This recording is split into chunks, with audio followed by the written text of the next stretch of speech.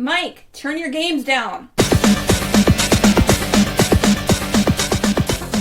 Harvard, episode 286 of Games My Mom Found. I am Mike Albertin, and who's changing America with me tonight?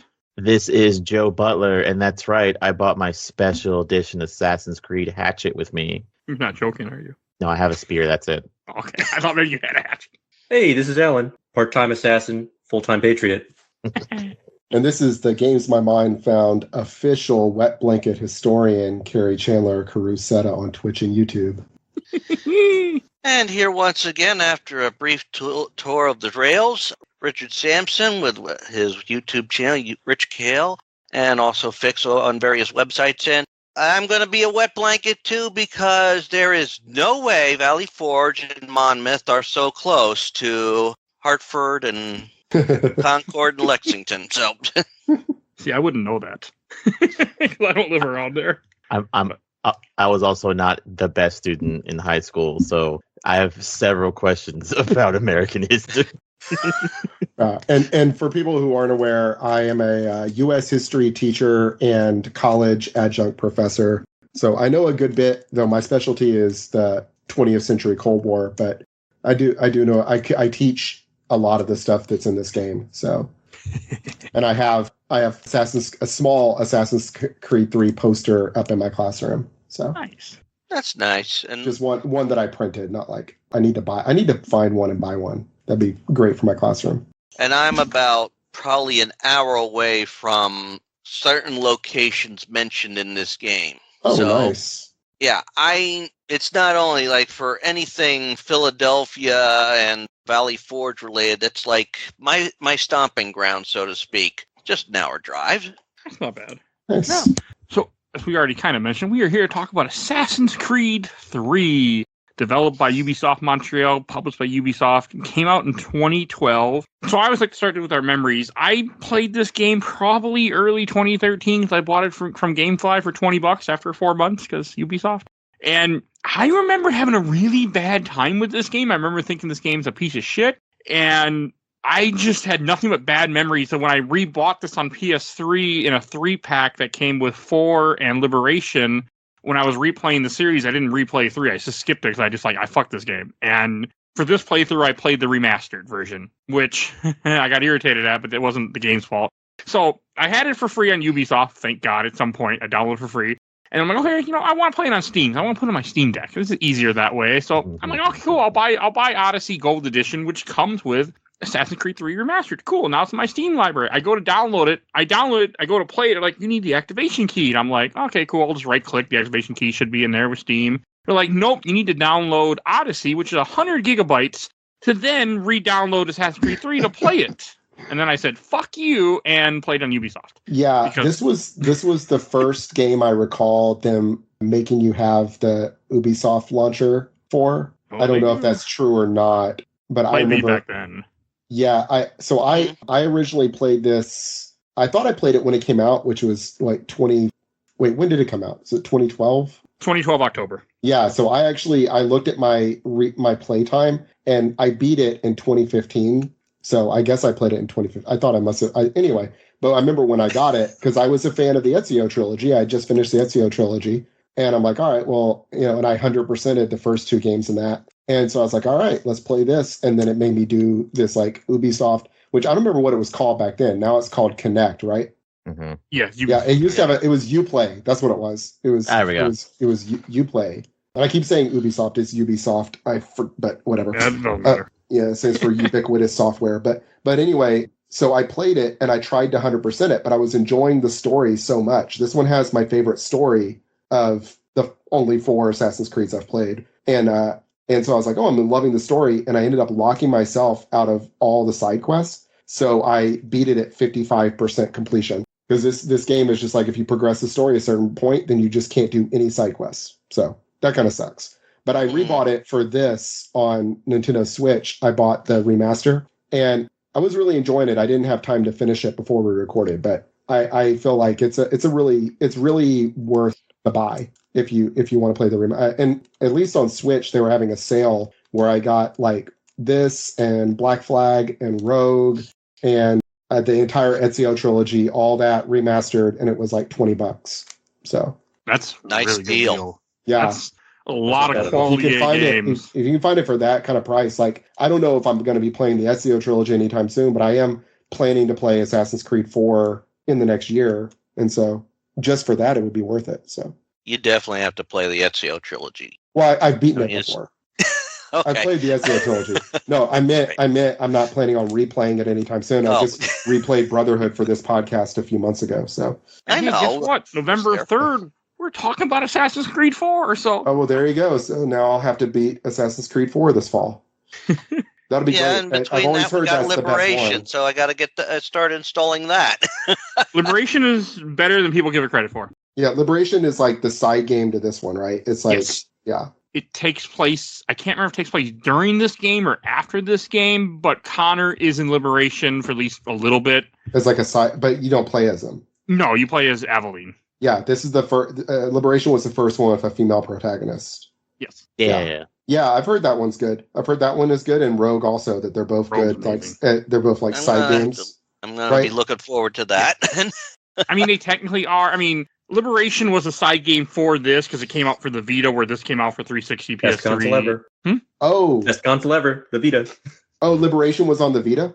Yeah, Yeah. originally. And then they Oh, cool. eventually ported it to 360 and PS3, called the HD in quotations, and that's where Oh. I first played it. Well, I have a modded Vita, so if it didn't come with the this came never mind, the remaster I bought came with Liberation. So Yeah, it's just included now, but that's Yeah. where it was originally, because it was like them trying to have, here's our mobile game too, or our handheld game to Right. go with your big box game. yeah, well, I have a modded Vita, so I would, but I'd rather just play it on the Switch. Just play the remastered. Yeah. It's probably better. So I didn't have to necessarily rebuy it. So No, you should have it. It's like for me when I installed Assassin's Creed 3 remastered, Liberation just popped up too as part of the 30 gigs, and it forced me to download. Which Oh, around I wonder if I have I it. don't have to download. I just have to play it. Yes. It gave me the option to, like, whenever I bought mine, it put all the games as like optional downloads. mine So- just said fuck you. Well, I mean, here it you go. queued them all up, but I canceled them because I didn't necessarily need them all on the Switch at once. So No, that's a lot of gigs, I'm sure. Yeah, it is. I And Alan, actually what- have a lot of space, but What is your history with this game? Oh, I bought it when I first came out on 360. I don't think I pre-ordered it. I don't think, because I don't even remember what the pre-order bonuses You were. don't probably multiplayer. Yeah, probably something like this. The battle pass. No, sorry. The thing that you needed when you buy new games back then, right? Yeah. That was the special thing. Yeah, back when like they called them season pass, but it was literally just, oh no, if you buy this game used, you can't play online. Yeah. sorry. It was stupid. Oh, that was so bad.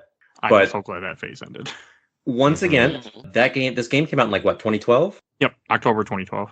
So that was my senior year. I was taking government class. So again, like this was the Assassin's Creed series, like just following my educational path, and I'm like, oh great, awesome. I love that. I could compare and contrast, and spoiler alert, it contrasts.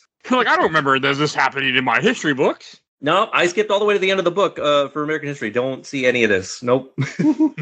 But it was a fun time. I don't remember disliking it at the time, but honestly, yeah, going and replaying it actually, I think, cheapened the experience than the first time for me, Okay. even with all the enhancements that the remastered edition gives. Okay, I'm surprised, but that's fair. This game is probably, so far, this is probably the most controversial one of the series for How's what that? people think of it. Oh, yeah, I've heard that, and I went and looked, and the Metacritic on it was 85%. So, like, reviewers liked it. It was players that complained about it. Is Yeah. what it sounds like. Because even friend of the show, Phoebe, when I was talking to her about it yesterday, she was like, she remembered she had bad things to say about the game, but she hadn't played it since the original. And some of the stuff she complained about, I didn't even experience in the remaster. They must have fixed it. Yeah, I mean, I only really have one complaint about the game at all, and that is that you can so easily get locked out of the side content. Yeah. Like, it doesn't give you, like, I really like a warning, like, I can understand that. yeah, like, not every game can be Baldur's Gate 3, but if you play Baldur's Gate 3, it will pop up a thing on the screen saying, warning, if you progress the story any further, it will lock you out of all side content. It does that Yeah, and at the end of each act. And it's like really that. should. I want every game to do that, because Games are getting better at that. Yeah, Yeah. I have Yeah. a mental disease that I have to try to 100% games, and I do, and it just bothered me to have to beat this at 55%. I'm seeing that with Sherlock Holmes, the Awakened for the reboot timeline. It says just at the end of every chapter in the game, once you progress past this point, you can't go back for any side quests or anything like that, or side cases. That's nice. I like that. Yeah, I mean, You need I like that, in and games. I like the thing that Dragon Quest 11, is it 11? Yeah, 11 does, where every time you log on, it says previously, and it tells you like what was going on in the story, what you were doing and stuff. Mhm. That's also really useful. I think the first game I've ever seen do that was Metal Gear Solid, actually. Does Metal Gear Solid do that? Yep, on the PlayStation Never 1. knew that. I didn't know that either. But then again, I didn't know that either. I beat that game. When I play that game, it tends to be all in one, close to one city. Yeah, same. love that game. Because I would say I beat Well, that twice, and I don't remember that. Yeah, well, whenever you play a game, we know how you play a game. But yes, there is that too. Very Oh, true, yeah. yeah. True. I can guarantee you the last time I played it, it did have save states, so that is very true. Oh yeah, I haven't done that, but yeah, I know like I got back in Elden Ring after like a 2-year break and just like got on my character. I was like, where the fuck am I? What am I doing? How do I use my abilities? What is any of this? Yeah, that's why I don't play more than one game at a time, and I try not to have a hard time not jumping around because I'll get so confused. Yeah, I don't like that. I'm going back to Persona 4 in a couple of weeks after a 10-month break. And I'm like, I'm gonna have no Good idea luck. what's going on. Oh yeah, we're talking about that later this year together.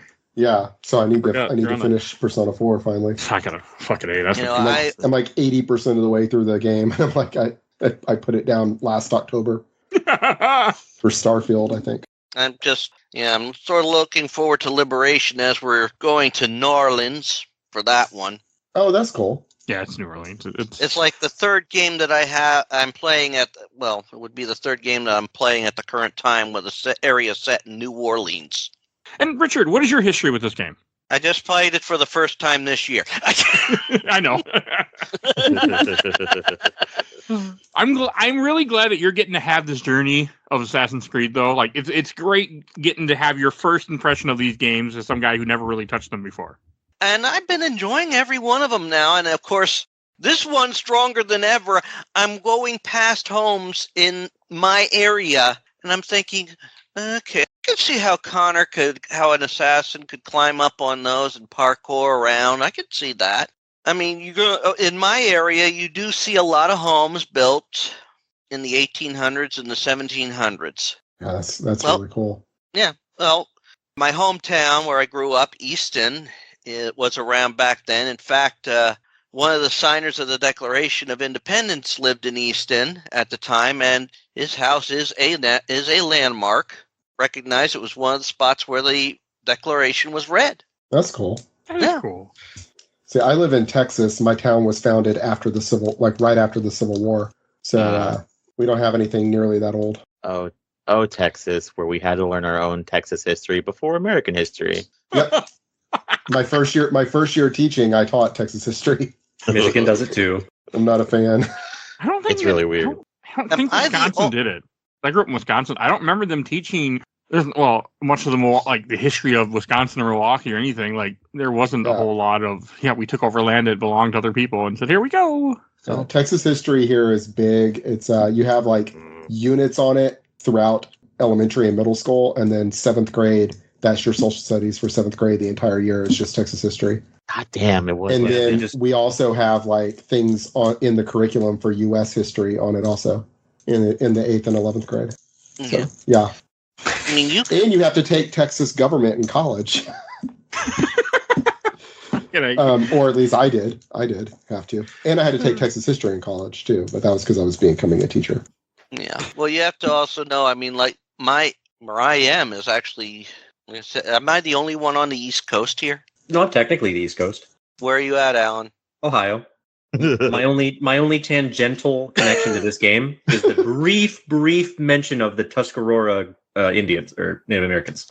Yeah. Because that's technically, they go as far west as Ohio. I live in Tuscarawas County, so yeah. Well, yes. That's it. Technically, the French and Indian War at the beginning of this started in the Ohio River Valley, so you're tangential. Oh, God, it wasn't that. I thought it was always farther north for the French-Indian War. It was all over the continent. Wait, does that mean Okay. that Connor trekked all the way from like West Virginia, basically, to Well, Pennsylvania? he's not born. He wasn't born yet at that. I don't know. He's born. No, he during the wasn't French born. Indian War. No. No, that's Hatham is when the Hatham. French-Indian War Yes. is happening. But Yeah. but it's all over. The French Indian War is all over, and Hatham arrives 2 years in 1855. Oh, So- gotcha. Okay. Oh wait, no, Yeah. 1855 is the year it started. Never mind. No, I'm wrong. So yeah, he arrived the year it started. No, I don't Yeah, know. if I need to look at where all he went because I think as Richard was saying, he treks pretty. Hatham and Connor trek pretty far, pretty quickly in this game. Yeah, they make some, but I mean, there are parts in this game where it shows like, hey, like years pass. So they Yeah. do a good Yeah. job of doing that. And before I forget and move on, Joe, what is your history with this game? Oh, thank Sorry. you. It's okay. I love that we're gonna have a podcast that's probably more about history facts in the game, which is gonna be fucking awesome. But I never liked this game. I think I didn't have an Xbox when it came out. I don't remember if I did or not. And I remember I love the Assassin's Creed because I love Ezio, so I was like, fuck it. The game comes out a week after it comes out. I'm just gonna look up the ending just so I want to know what happens and that. Which is we've also beat around that bush. So this game also takes place in 2012 when we all thought the world was gonna fucking end. Yeah. And the main thing that I thought the game was boring when I first played it, and one thing that always gets me, and it's the reason why if you're a big fan of mine, you're not going to hear me for the next like 2 podcasts because I absolutely fucking hate boat gameplay. That's fair. Yeah, and they have a what is it called, a quality of life update, which I didn't know that it wasn't in this. They fix it in 4 where you can zoom out completely and see your whole boat from like a bird eye view, and I didn't know it wasn't in this. Oh yeah. The only great thing that I have this, and I hate that I lost it in a move, is our Walmart, because we lived in like a little like 10,000 people town, and the only thing there was a Walmart and a Subway and like a bunch of little restaurants. The Walmart that I moved to where my husband was at, they had the statue of Connor that came with the game, the statue, it came with the American flag, and it was on clearance for like, it was still like $50 now. When you work at Walmart doing like barely full time, you're like, I can't afford that even with the discount. And then like once I started working for the prison, I walked up and I was like, hello, 1 Connor statue, please. It was there for like 3 years. Well, of course. Oh man, I seriously almost bought that at my local GameStop like 5 times when they had it on sale, and I didn't. And now they go for like $200 online. Mm-hmm. Yeah, my now new regret is that if I see something and it's on clearance and I have the money for it, just buy it because you might never see it again. That is Yeah, fair. like I have found like you can find used ones without the American flag for like 30 or 40, but intact with the American flag, they're like $200. I'd go for it. It's a statue. It's a great statue. Yeah, But that would be Is this so the cool to have in same- my classroom on my desk. Oh my gosh. mhm. Is this the same Walmart where your friend decided to push down a little kid? Yes, the same Walmart. Okay. Yeah, local neighborhood Walmart. I also have to. I'm gonna bop Mike in the head because my husband watched me beat the ending of this game, and I forgot that this game's ending is absolutely banana shoes. So now I have to go back, probably play Origins now and play Odyssey because the ending of this game is completely fucking weird. Yeah, we'll get there later, but yes. I'm sure I Kerry don't- will get into the historical significance of it for sure and how accurate I it don't is. think it matters because I'm pretty sure what little I do know that it's not referenced again. No, Hmm. you say it's not referenced again, but I will tell you all of it. I think they're leaning back into it because what is it? I know the ending to Valhalla very much references everything here, and I haven't played Mirage yet, and I actually need to play it. Whenever Shadows comes out, I know Mirage will be like $10, so I'll probably buy it and play it until Shadows comes on sale. Probably the case. I'm definitely. I'm looking. That's one thing that had me like really absorbed into Assassin's Creed was like the future story of this. So this is the end of Desmond's story. I do want to get that out there real quick. And this wraps up everything with him essentially. It doesn't put a bow on it, but it puts a coffin on it instead. But Heyo. it ends his story. Like this is the end that we're gonna see of Connor not Connor too. No, not Connor, but the end of Desmond. And I'm okay with that. Like one of the things that this game did, I think that really messed with people is you play as 2 different characters. And I know Richard, I purposely didn't say a fucking word to you about that. So I know you were a little bit shocked when all of a sudden you're like, why am I playing this other guy? No, I didn't actually mind that. Okay. I'm like, excuse me, this is Assassin's Creed. I'm supposed to be playing an assassin. Why is he part of the Templar Order? But it's so good. You don't know it. It's like, they're like, oh, the Brotherhood, and they talk just like they are, and then all of a sudden, at the end of it, that's when it happens. And it's so well done, in my opinion. Yeah, I love that reveal. Yeah, I would say that it was weird only because I had the perspective of all the conferences talking about, like, obviously you're playing this dude, you're supposed to be playing this dude named Connor, who's Native American. And here's our fancy new engine that we made just for this game. Look at how the Snowdrop engine does, like, the snow and terraforming when you walk through it and all that. So I was like, oh, for like the first literal hour, I was like, who is this dude in the tri-corner hat? But I'm like, you know what? I can look past it because I'm very intrigued. And then the rug pull happens and I'm like, oh, this is great. Oh, I love it. That rug pull is something else, though. Like, cause I knew that Hatham was a Templar when I started replaying this, but like I didn't realize how much they just lead it along in the way they talk. They say Brotherhood, and they don't say assassin, but they don't say anything Templar about either. Yes, Yeah. and it isn't until the end when he said we're going to induct you into the order. Then they say now you're a Templar, and you're like, what the?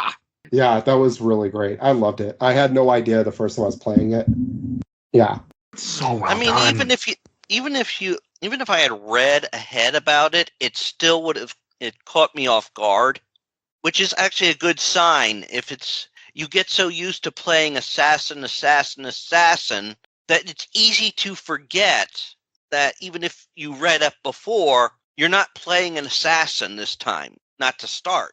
And it throws a nice little curveball because even the characters in Miles and the others didn't like. Wait, what? He was a Templar? I think this whole opening, though, hinges on the fact that Hatham is actually written very well. Yes. Yeah, he is. I loved playing as Hatham. I thought that was really great. Yes, it was actually quite fun, and it was. He is a very likable character. He's got that charisma. Mm-hmm. Yeah, it makes you wonder how he how he was able to bring someone not necessarily notice how dangerous Charles Lee was. Yeah. Well, I I think think he felt like Charles- he could control Charles Lee. Charles Lee is what he wanted, though, because I mean, Charles Lee is doing what he wants throughout the history of this game. I feel like until very close to the end, Yeah. and then he's still kind of doing what he. I don't, and judging from what he said, I heard as the story progressed, Hatham knew nothing of some of Charles Lee's methods, because Hatham, I don't think, really did want to uproot or threat the Mohawk. Right. Yeah, I didn't get that impression either. So We're bouncing around a little bit, but it's completely fine because the story bounces around itself. Yeah, that's kind of what it ends up being at the end of the day, because there's a whole conversation where like even Hatham's like, "Hey Connor, how's your mom?" He's like, "My mom's fucking dead, dude." And it's a genuine thing where he's like, "Oh," Yeah. and he's like, "Yeah, dude, Charles Lee fucking burnt down my village," and he's like, "I told those guys to stop looking for that fucking." Oh, good point. Yeah. Okay, I forgot that was a thing. I thought maybe Hatham was lying too, but you're probably right that he didn't know. yeah, Hatham just so seems like a piece of shit, though. So, a likable piece of shit. if I remember correctly, this is not the last time we're going to see Hatham. So, if I remember correctly. No one tell Richard what the main character's name is for Assassin's Creed 4. He will find out on his own. Oh, okay. Mhm. No, Oh, yeah. I don't remember much. And that's the one you're ducking out of, Joe. Yeah, One of the two he's ducking out of. He doesn't, Yeah. like the ship combat. I really enjoyed the ship combat in this back when I first played it anyway. And this time it was still fine. I didn't it didn't like catch my imagination quite as much this time, but it was still, I enjoyed it. So I think I'll probably enjoy that in 4, but It's I can see how if you don't like boat combat, 4 is definitely not the game for you. Yeah, the naval missions were actually quite fun to do, in my opinion. Yeah, I Sometimes a enjoyed them. little They're nice frustrating, little break. but Yeah. it were actually overall. It's the same thing as if you're really driving. When you're driving a car, you have to look back to what's behind you, or have a rear view mirror to see what's behind you. So you can't always focus on what's behind you. That's what you gotta rely on the guys. It's like, there's somebody behind us, Captain. Okay, let's turn around. Yeah. So I had no problem with those parts, even though most of them were voluntary. Yeah, it's mostly, there's only like 2 required naval missions, if I remember. There's the one Getting the boat initially. one getting the boat, and then there's the Battle of Chesapeake Bay. Yeah. I don't remember if there's any other oh, there's another one. required ones. Yeah, it was a Chesapeake one, and then there's the one where you have to follow. You have to follow and find that one guy that's the supplies. It's the one where you team up with Hatham. Oh, right. Yeah. Oh yeah. But it's not that. I didn't It's get not that as far this bad time. compared to what we used to have to do. You mean using a tank and not getting hit once for full synchronization? Yeah. Yeah, that Yeah. part is fucking ridiculous. Or the dive bombing mission in Brotherhood. Oh god. Oh, plus, it doesn't play that big of a part, in my opinion, when it comes to what you have to deal with in this. Like, I thought the boats were going to be a way more. When I found it was only a couple missions, it wasn't that bad. Like, Yeah, I think is what it is that they were developing the boat tech for 4 already, and they were like, "Oh, let's put it in this game," and just made it kind of a side thing. Is A what I nice think. little side thing, I think. Yeah, and I actually, back when I beat the game in 2015 and I got cut out of all the side stuff, I did every one of the boat missions that it would let me do before I locked myself out. So I actually did a lot of them. But Yeah, and and upgraded the boat and all that. You upgrade the cannons and hull armor and all that. Yeah, and I also- did some upgrading, but I didn't have money. Like, I don't. You didn't get a lot of money in this game, I felt. Did But I you also do all didn't- the homestead stuff? Because I did, but I never messed with like the recipes and selling stuff. Like, I just never was able to. Well, I'm sorry. If you upgrade the homestead stuff, which I didn't do enough of because I got locked out of it, it gives you like passive income basically. Oh. yeah, all you Oh, have that's to do is manage to maintain the trade routes, and Yeah, and I then didn't you mess just with the send trade you routes. send people on like a trade mission, and they like come back with money for you, I didn't. or I think it's just did- deposited in your account. I must I did admit, I didn't mess with trading really. If I'm being honest, the UI for that trading system is garbage. Yes. It is. Yeah, it is. yeah, it's not the best on that. I also I like mean- hunting, and you get money from hunting too. So. Yes. I didn't do much. Oh. Most of my hunting was if a rabbit or an animal happened to be in front of the path I was running, and the X Yep. button lit up, I would just kill it, harvest it, and keep going. Almost the same as like with Red Dead, where it's like my version of hunting is just running over any bunnies with my horse. They get in the way. Yeah, and I love how in this game the beavers are just like rats that just like or cockroaches just like scurry out of your way as you're running through the forest. Because that is how they used to be in that area before they were hunted nearly to extinction. Though they were hunted nearly to extinction before the time frame of this game, but still. Oh, I mean, they were still around. They're just like they used to be everywhere. when Europeans first arrived in this area. They were like incredibly. It's a whole thing in Europe. Beavers went extinct in the 1500s.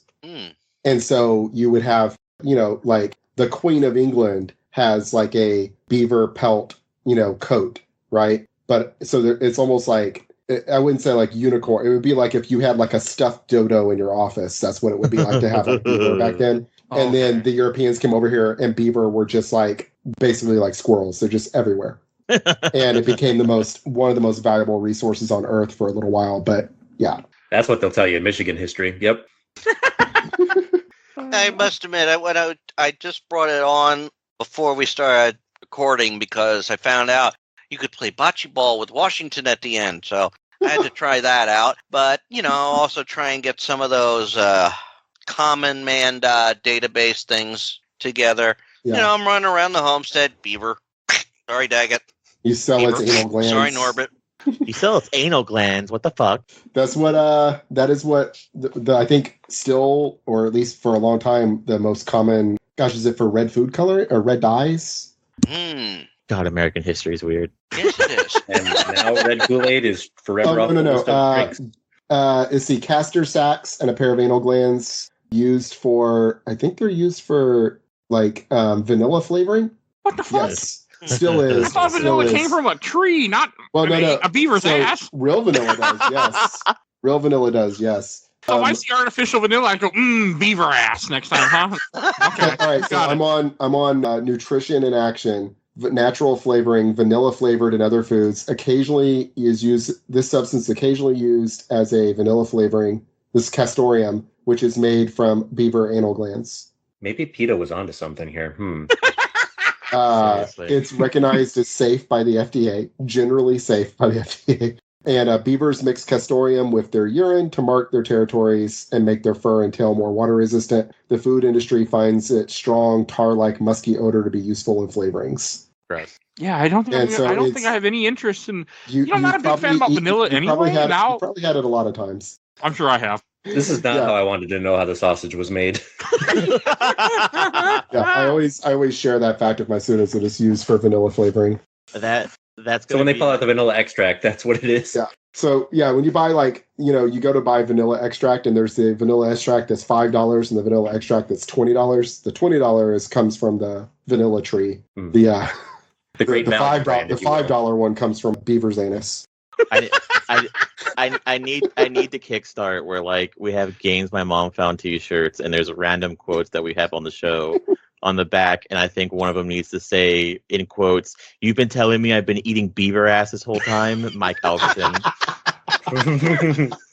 So that's Blake's Vanilla Coke and Vanilla I feel Pepsi like off the it list tells now. you in the game whenever you get the castoreum sacks, it tells you that it's used for making flavoring or something I was like going to that. ask you, Kerry, did any of the stuff that Sean gave as like flavor text for the codex generally correct? Oh gosh, I don't. Or was there a remember. lot of like, maybe the I mean, French guys shouldn't have touched this. everything. As I recall, his stuff is all like the basic, like what you would get from like a level history textbook and like middle school Or history. like a kind of thing. placard at a museum, you know? Yeah, it's all that. It's all the very Okay. it's all that stuff is all, as I recall, pretty bland. Just this is the basic story. It's the That you'll interesting find in- facts they don't teach in school, or the interesting facts that they do teach in school, but the average American forgets because they're not smarter than a fifth grader. We were too busy watching Liberty's Kids for all our information, okay? Sean made a great comment in this game that I loved. I've been waiting to talk about. And you mentioned Sean. He says he's like at one point he's like, I don't understand why people were like recognizing these founding fathers as like these great men. They were just men that did what they had to do at the time. And it made me think of how a certain group of people just worship those men. And I'm like, Yeah, and they don't tend to know like a lot about them. Like I thought this game did a better than average job at like it does like Hatham, doesn't he like point out how Washington and a lot of the other founders are slave owners? yeah, And they were right, good people. right. That And that's like, I mean, George Washington owned like I think it was like 300 something slaves at one point. I can't Yes, and he remember would exactly. do the how thing many. that people would do to avoid like taxing, right? By moving them to different states, Yeah, and rotating them out or exactly. whatever. Yeah.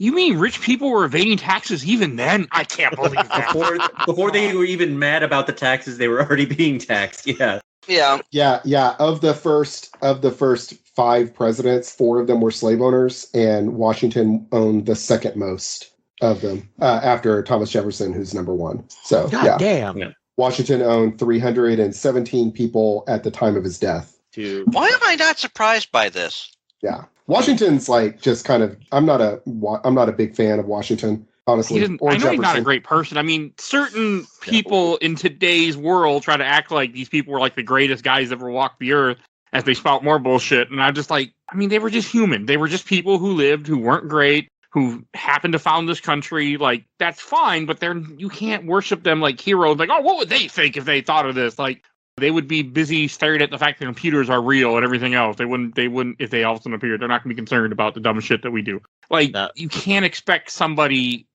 That stuff just frustrates me. Another thing that made me laugh in this game is when you're in Boston, you see the "Don't tread on me" flags, Mhm. Mm-hmm. and that makes me laugh because I always associate those with a certain group of people that I do not care for at times. And I don't think that is that even where those flags have anything to even do with the whole like conservative. So the whole thing with the Gadsden, it's called the Gadsden flag. If you look at like the history of it, it was appropriated in like the 90s by like libertarians. Or it might have been the 80s, like the 19.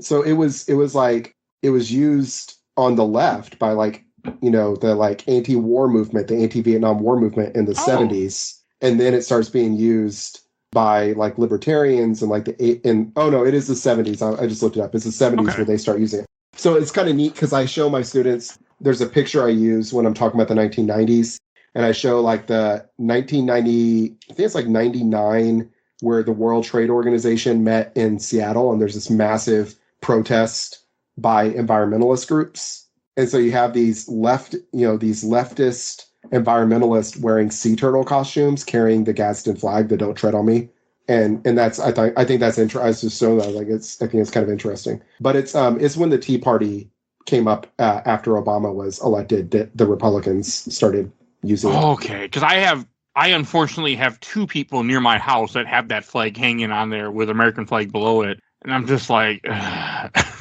Yeah, go knock on their door and ask them what the snake means. Because isn't this something where like I didn't even know this. My husband told me while I was playing the game. Because I like to make the joke where if you like to make someone mad, you make the "Don't tread on me" flag into "Please no steppy," and you make the flag no step on snake. Yeah. Yeah, but there are 13 spots on the snake are supposed to be the 13 colonies. Like I never fucking knew that.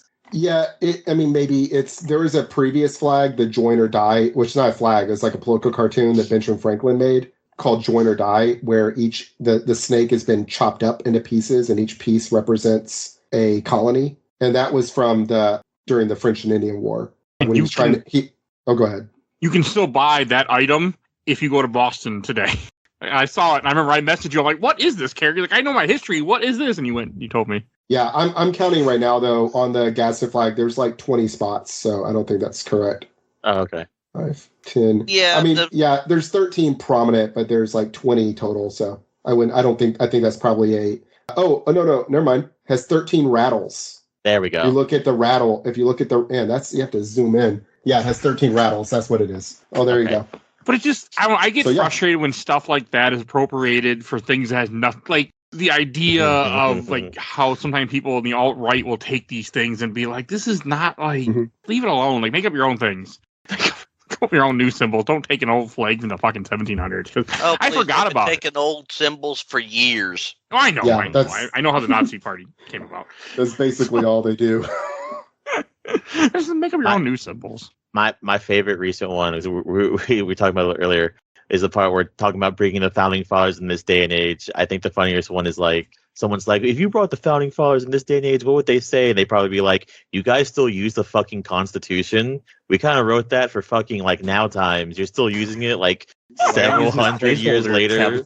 Yeah, Thomas Jefferson. I whenever we learn about the Constitution, my like quote of the month I do is by Thomas Jefferson, where it's a long quote, but he's basically talking about how he thinks that they need to rewrite the Constitution every 25 years. Jesus because Christ. It needs to be because you need a new Constitution for every generation. But he says you can no more expect a man to wear the coat that he wore as a young boy than to expect a nation to abide by a Constitution written by their grandfathers or something of that nature.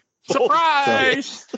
So not that Jefferson is made to be the authority a little too much just because he's like one of the more intellectual founding fathers. He had nothing to do with the writing of the Constitution, for instance. So, I mean, that's just his opinion. Yeah, but still, I don't know about every 25 years, but I agree. And you look at a lot of other nations, and they constantly are making new constitutions. Mm-hmm.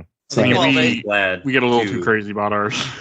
Founding fathers would also be glad that we stopped the comeback tour in 1812. Lost the White House a little bit, but we did. Well, it is supposed to be what they call a living document, so it is supposed to be amended. Yeah. In that case, they'd be like, you only have 14 of them? Or wait, I don't even know. 16? Oh, no, there's more of that now. I don't pay much attention. Still haven't gotten to 28, I don't think. I'm sorry, 27, yeah. There we go. We got a lot. We have less than 30, though. Yeah, Texas, I think Texas Constitution has over 100. I'm sure those change every 4 years. I wonder how many contradict each other. A lot. I know.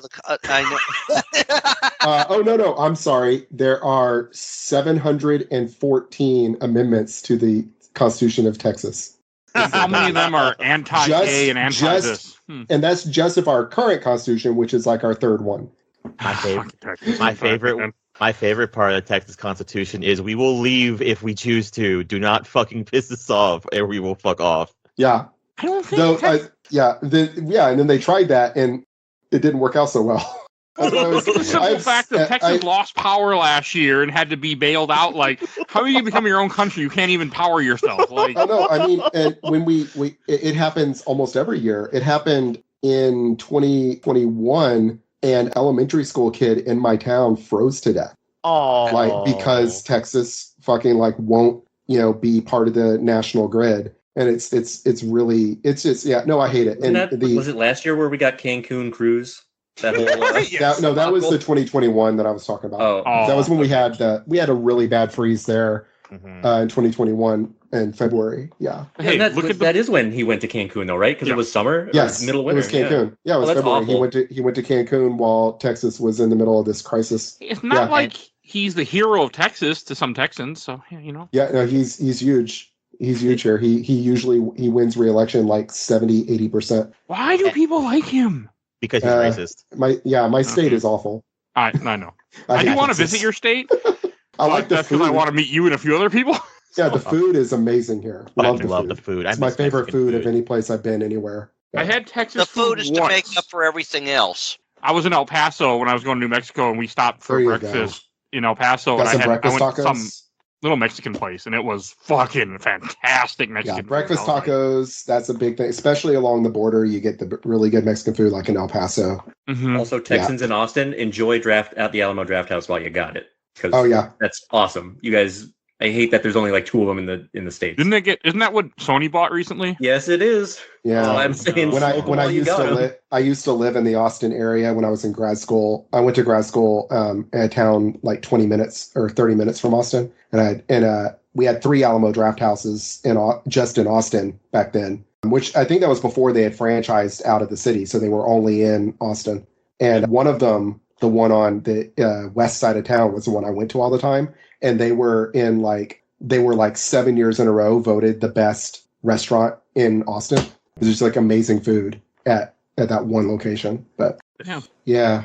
But anyway, yeah, the food's good. Not a fan. Food's good, and I like driving on a long empty country highway on a road trip. But aside from that, I'm not a big fan. But politics are terrible. At least there's more scenery in Texas than there is in Kansas. I mean, there's more scenery in Texas than there is in most of Europe because it's like the size of Western Europe. I love that. Fair point. Someday. I always regret. I was supposed to go to Texas. I had plane tickets that left in April of 2020. Yeah, April is not bad. It's only like 85. Yeah, but the 2020 part is the reason why it didn't happen. Oh, right, yeah. I never made it. They canceled my say, flight. If you're gonna come to Texas, I'd recommend like November when it's in like the 50s. I need to go to Dallas because I have to see where Kennedy was shot because I have to see that at least once in my life. But that's Dallas has got that, and you got the if you like history, the cattle museum there is actually pretty cool. If you like westerns, cowboys, that kind of stuff. There's a lot of cool history there. I'll probably have to go see it. I'm trying to visit. We got the original Six Flags is there. I think it's the original one.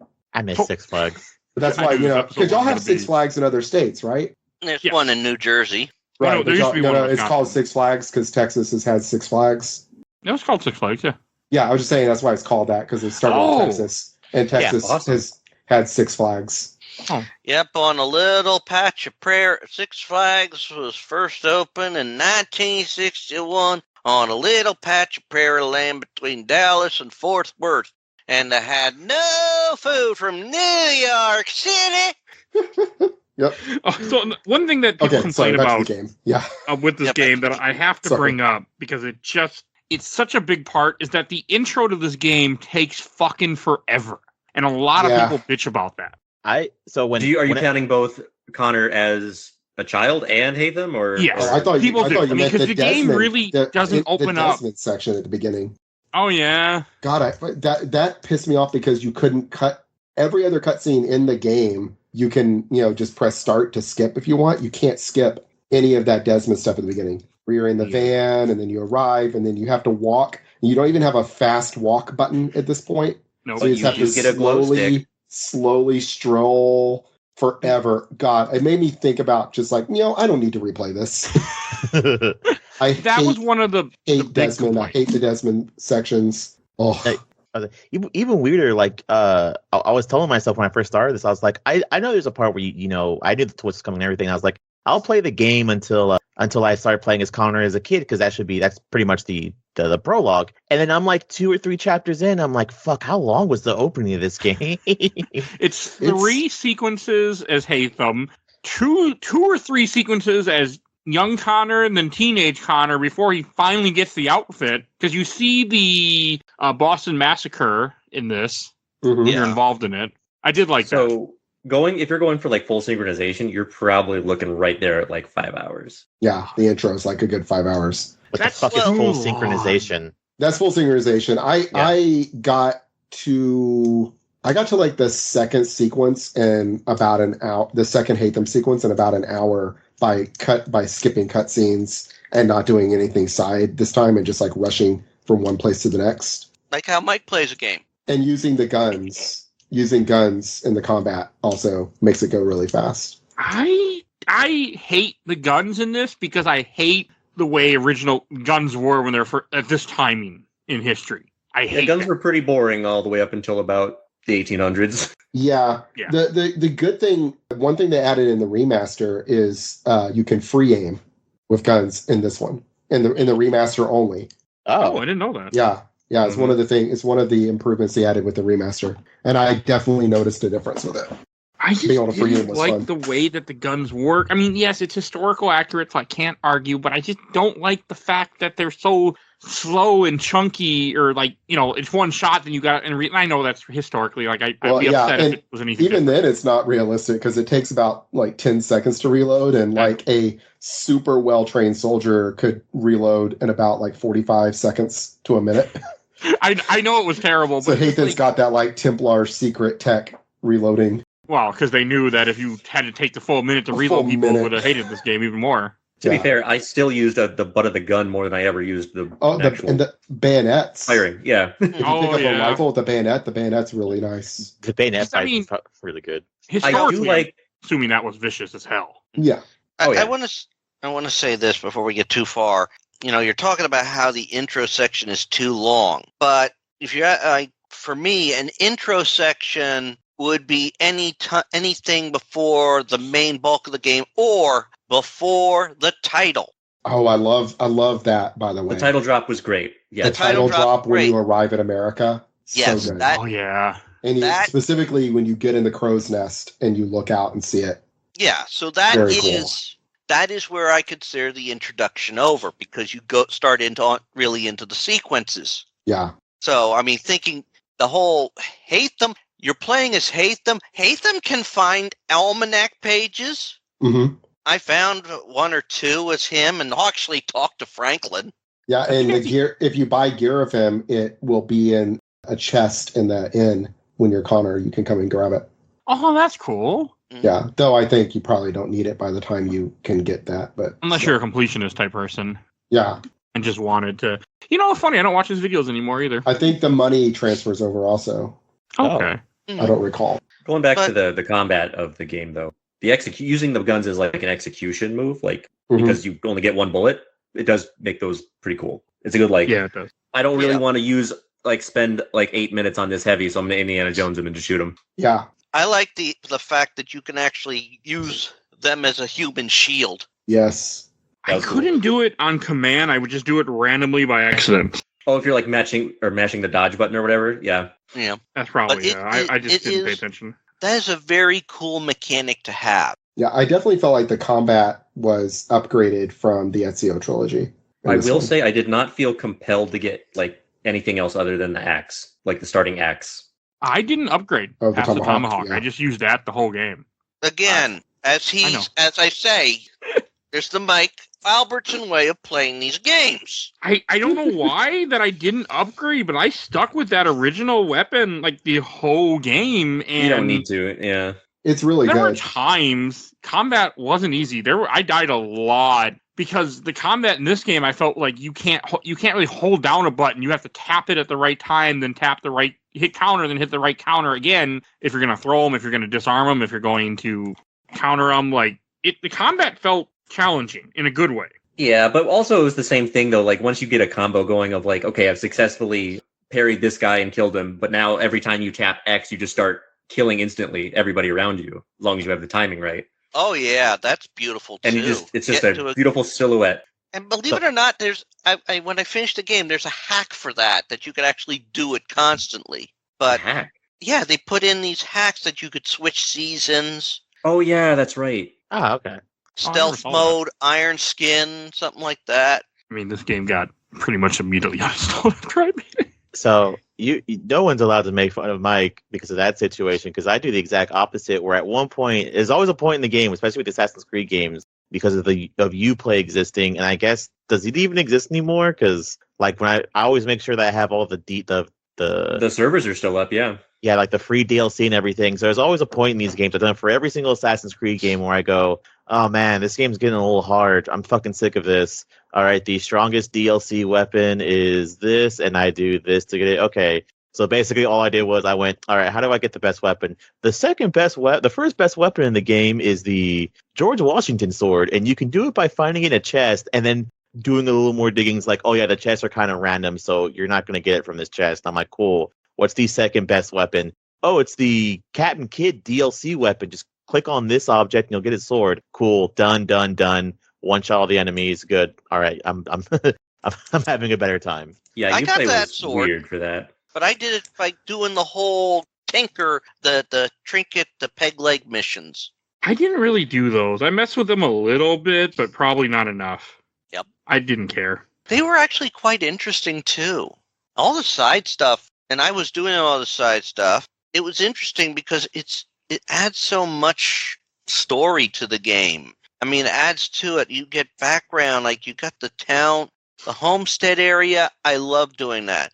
Mhm. Although it throws two tear-jerking moments for me. The homestead? Yeah, Yeah. Achilles dying. that's the one. That was the second tear. Well, that's the second tear-jerker moment. But the wedding. I thought she was going to die.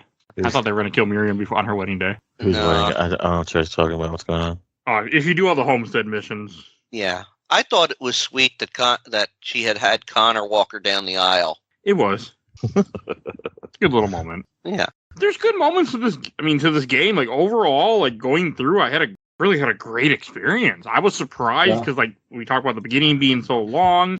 Some of the stuff I remembered hating, like running through the snow, really isn't that big of a deal. You don't do it that often. No. You're not It's supposed to. slow, but you don't do it Exactly. often. unless you hunt stuff down and it's in the wintertime that's- that you're doing it. That's your My choice. immersion.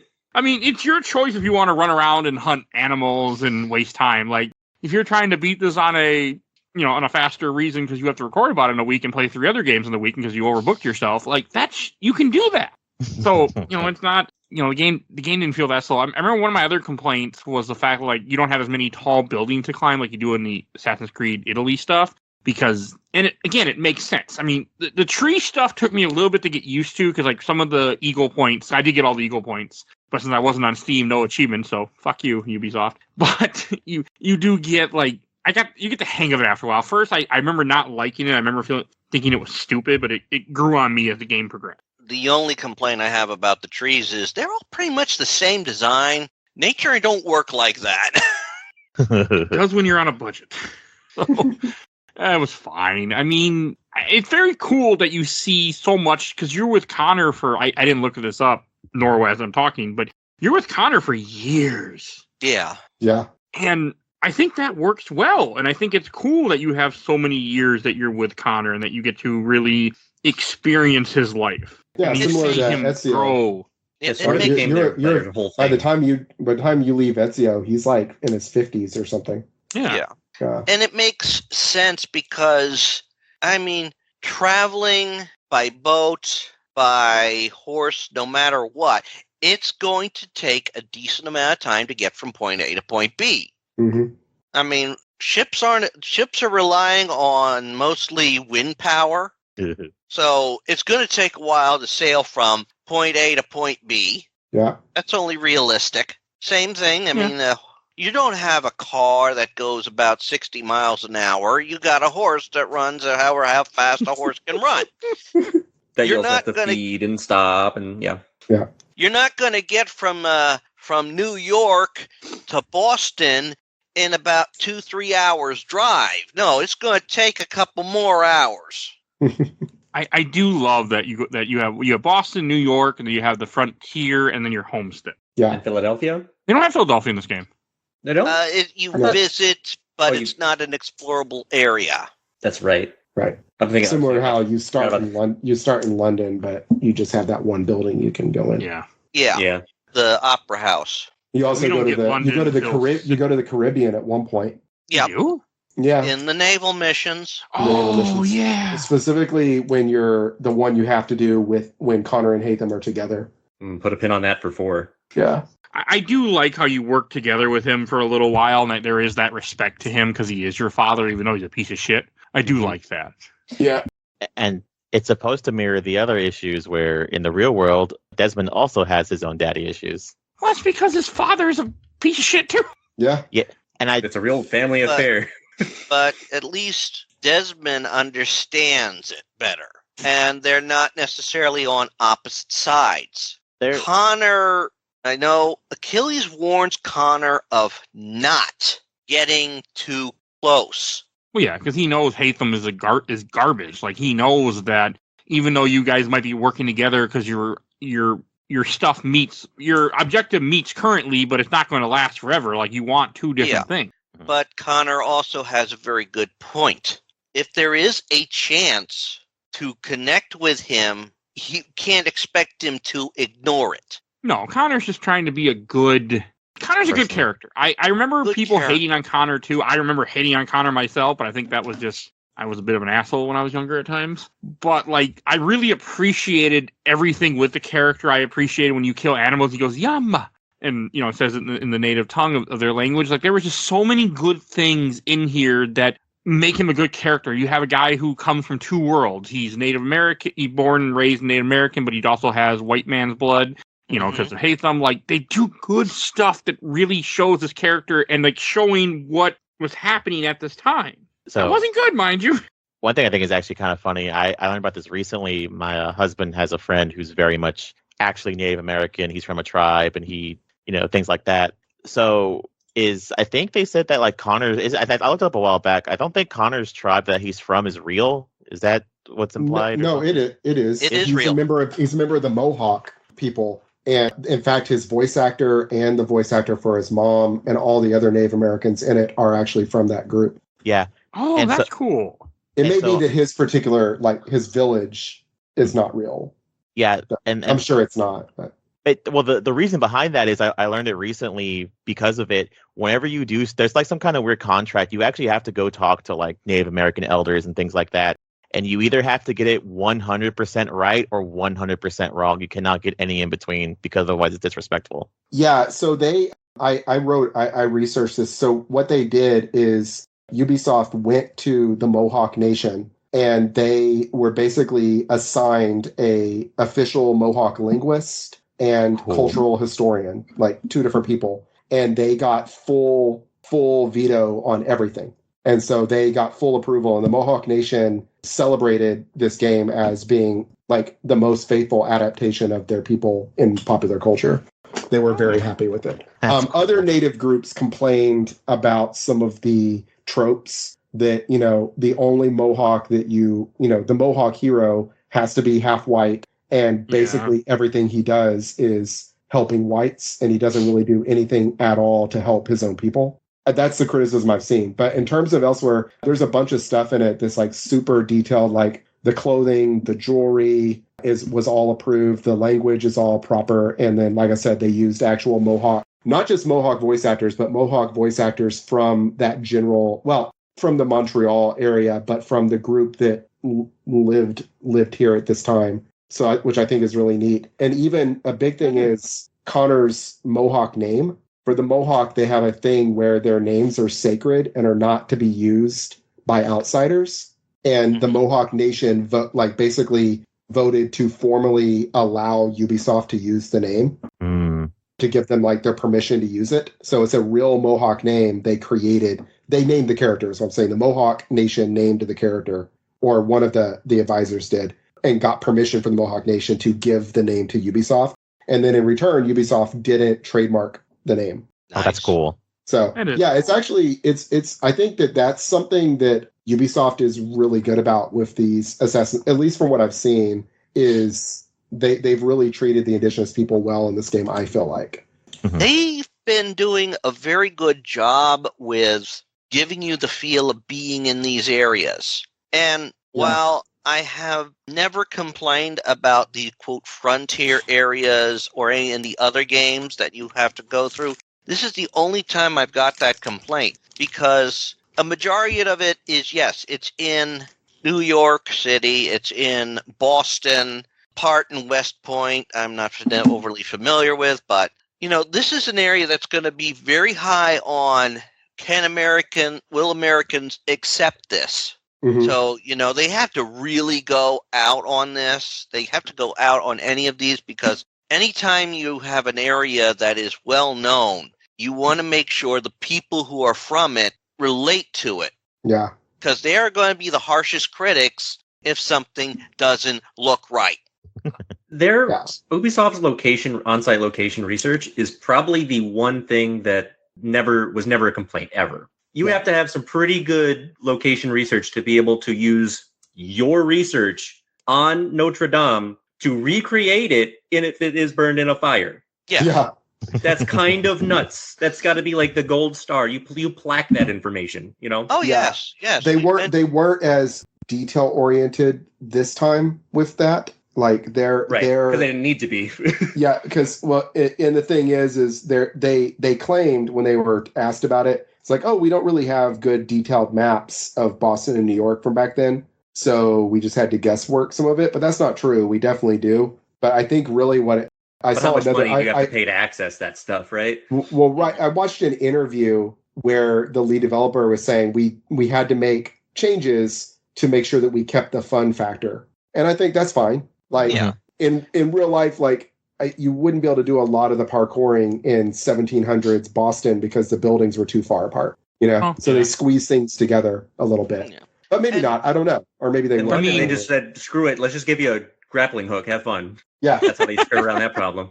Go ahead. No, I think they did it very good with Boston. I mean, yes, it's been about over 2 decades since I was in Boston, but given some of the locations and buildings there, I'm like, this is neat. I've been to this place when I was in Boston.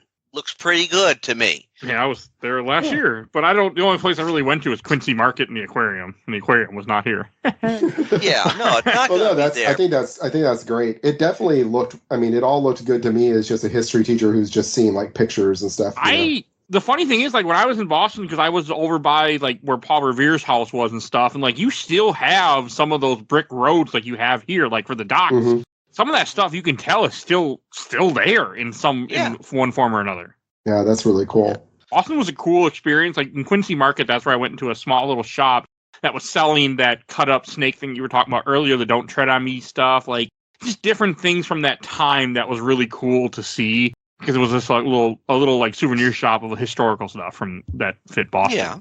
Yeah, that was nice. It's a beautiful. They do their job well with the big cities. With New York, I mean, I don't think I've ever been in the older areas of New York. But then again, New York has grown so much and has been built out so much. Yeah, you can't visit the New York from here. It doesn't exist in any shape or form. Yeah, but they do get in there with the New York fire. It's something to see the remnants from that horrible thing. Yeah. You get I like those underground parts where you're going through the tunnels. Once I got the hang of them. I didn't care for those. You only had to do it like twice during the story reasons. I only did it 2 times, but I did not like them. Same. Oh, I made sure I found everything in them. You know me. No, hey. I think they did a lot of good attention to detail because then they got to blow up an entire city and you get to run through it and it was great. It was a good set piece moment. Yeah, that is really cool. Yeah. I like the battle of gosh, I think it was which battle Bunker? is it? Yeah, is it the one where you're at like the big battle? Yeah, you're with Israel Putnam and yeah, it's the Battle of Bunker Hill. Yeah, I thought that was really cool. Yeah. They lose Bunker Hill, don't they? Well, yeah, you lose that. It was actually Breeds Hill. It was misnamed, but yeah. Yeah, and misnamed. But yeah, John Pitcairn actually was killed there. Oh, so you kill Pitcairn at the Battle of Bunker Hill, right? Is that correct? Yep. Yeah, that's cool. He was actually I was gonna say, if you want to talk about the like historical accuracies with the characters, yeah, Pitcairn was actually killed in that battle. Though in the actual battle, he was like leading a group of Marines like basically up a hill and got shot or down a hill. Like he was like charging alongside his men with his sword out and got shot in the chest a bunch, and then allegedly fell into his own son's arms. Allegedly. And died in his son's arms. But anyway, I love how you put that in there because it's probably Yeah.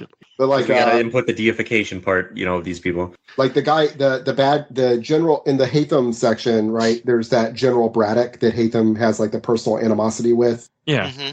Yeah, and that he was at the Battle of Mongalaya. I can't remember how you say it, but that's where Braddock was killed.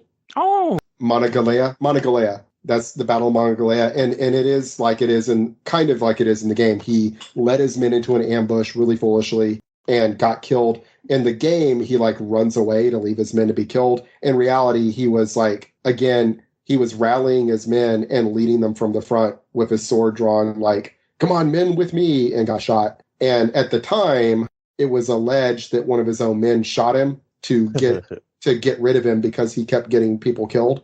But again, that was in like a newspaper. They're like, oh, someone shot him. One of his own men shot him. And it's like, we don't know that. But anyway, still, he was actually killed there. And I think that's neat. And like I said, John Kerr, Thomas Hickey. I'm trying, do you kill Hickey in this? I can't remember. Yeah. So in real life, way towards the end. Yeah, Hickey was like hanged. He was executed. But he was the first American executed for treason. Yeah. Oh, really? That's fucking hilarious. Yeah, and it's that. So that's the thing. Like, if you just look up Encyclopedia Britannica, it just says, "Oh yeah, he was part of this conspiracy to to assassinate Washington." And from what I've read, that's heavily disputed. But that there even was a conspiracy.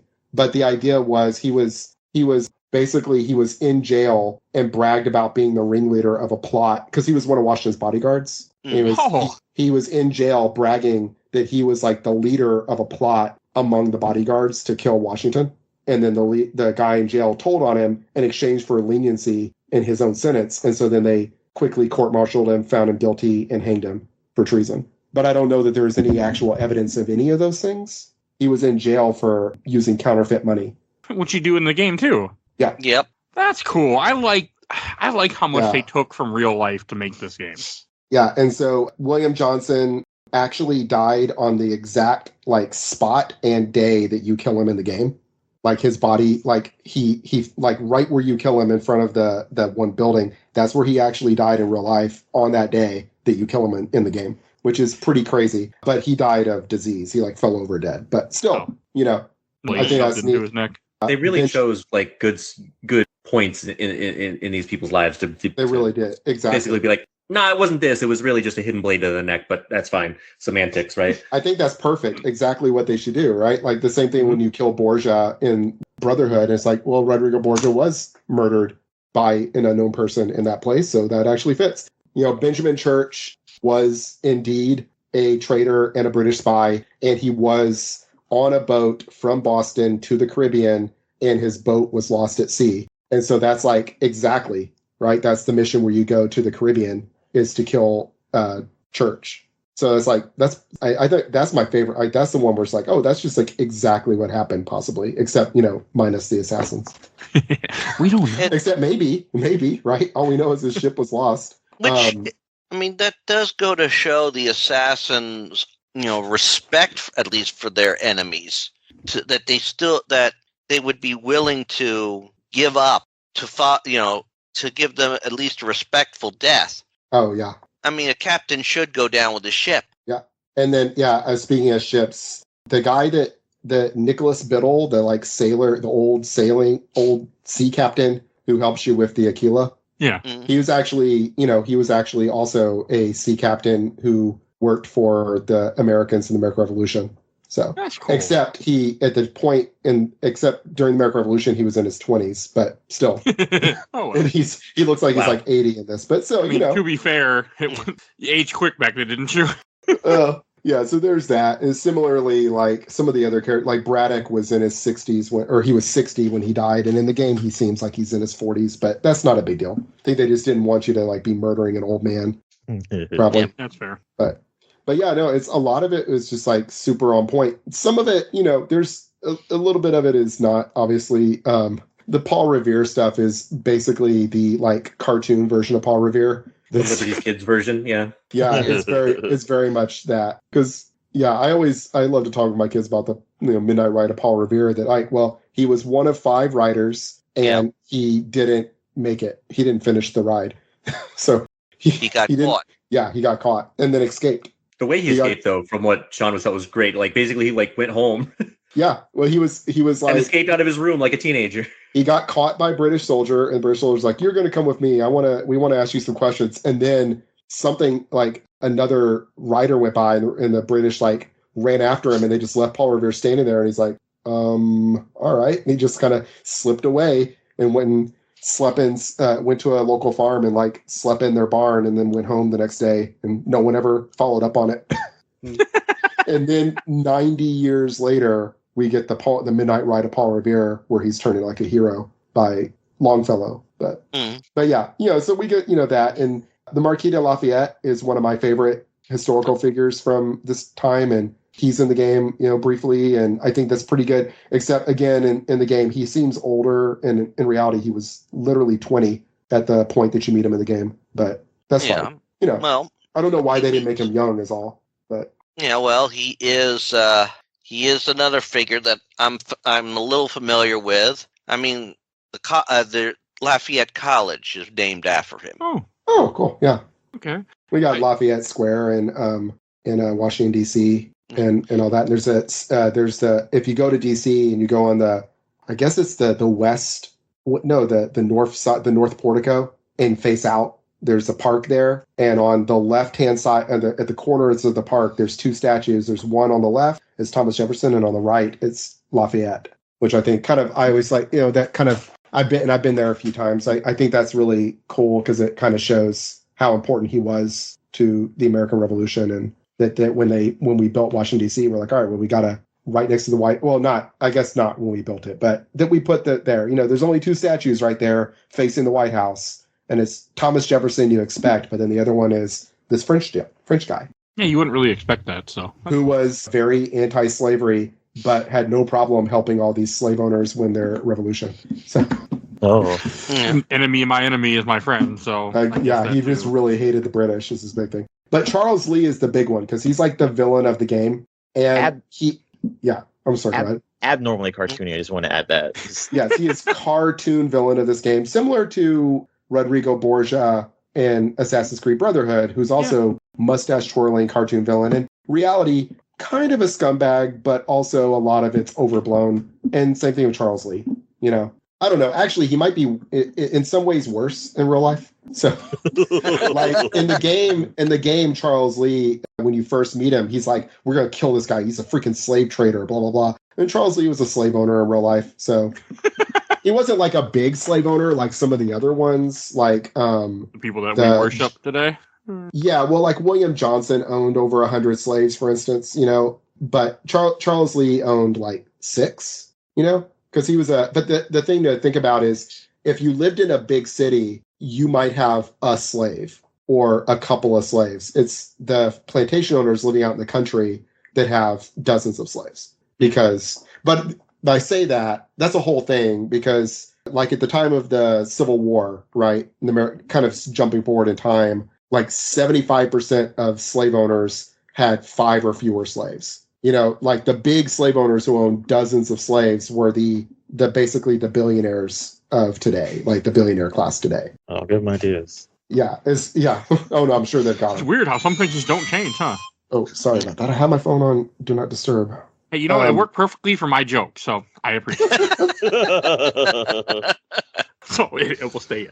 but yeah, what I was going to say about Charles Lee is what actually happened with him is he was at the Battle of Monmouth, which is in this game, and he was leading his men into combat. He was supposed to be like a vanguard, so he's supposed to be like he's like in front of Washington's army and supposed to like take this one hill, and he failed to take the hill. And so rather than just throw his men into the meat grinder, he retreated and did a really good job of retreating. He gets back to Washington, and Washington's like, "Why the hell you retreat, you freaking coward, blah, blah, blah," and replaced him with another general.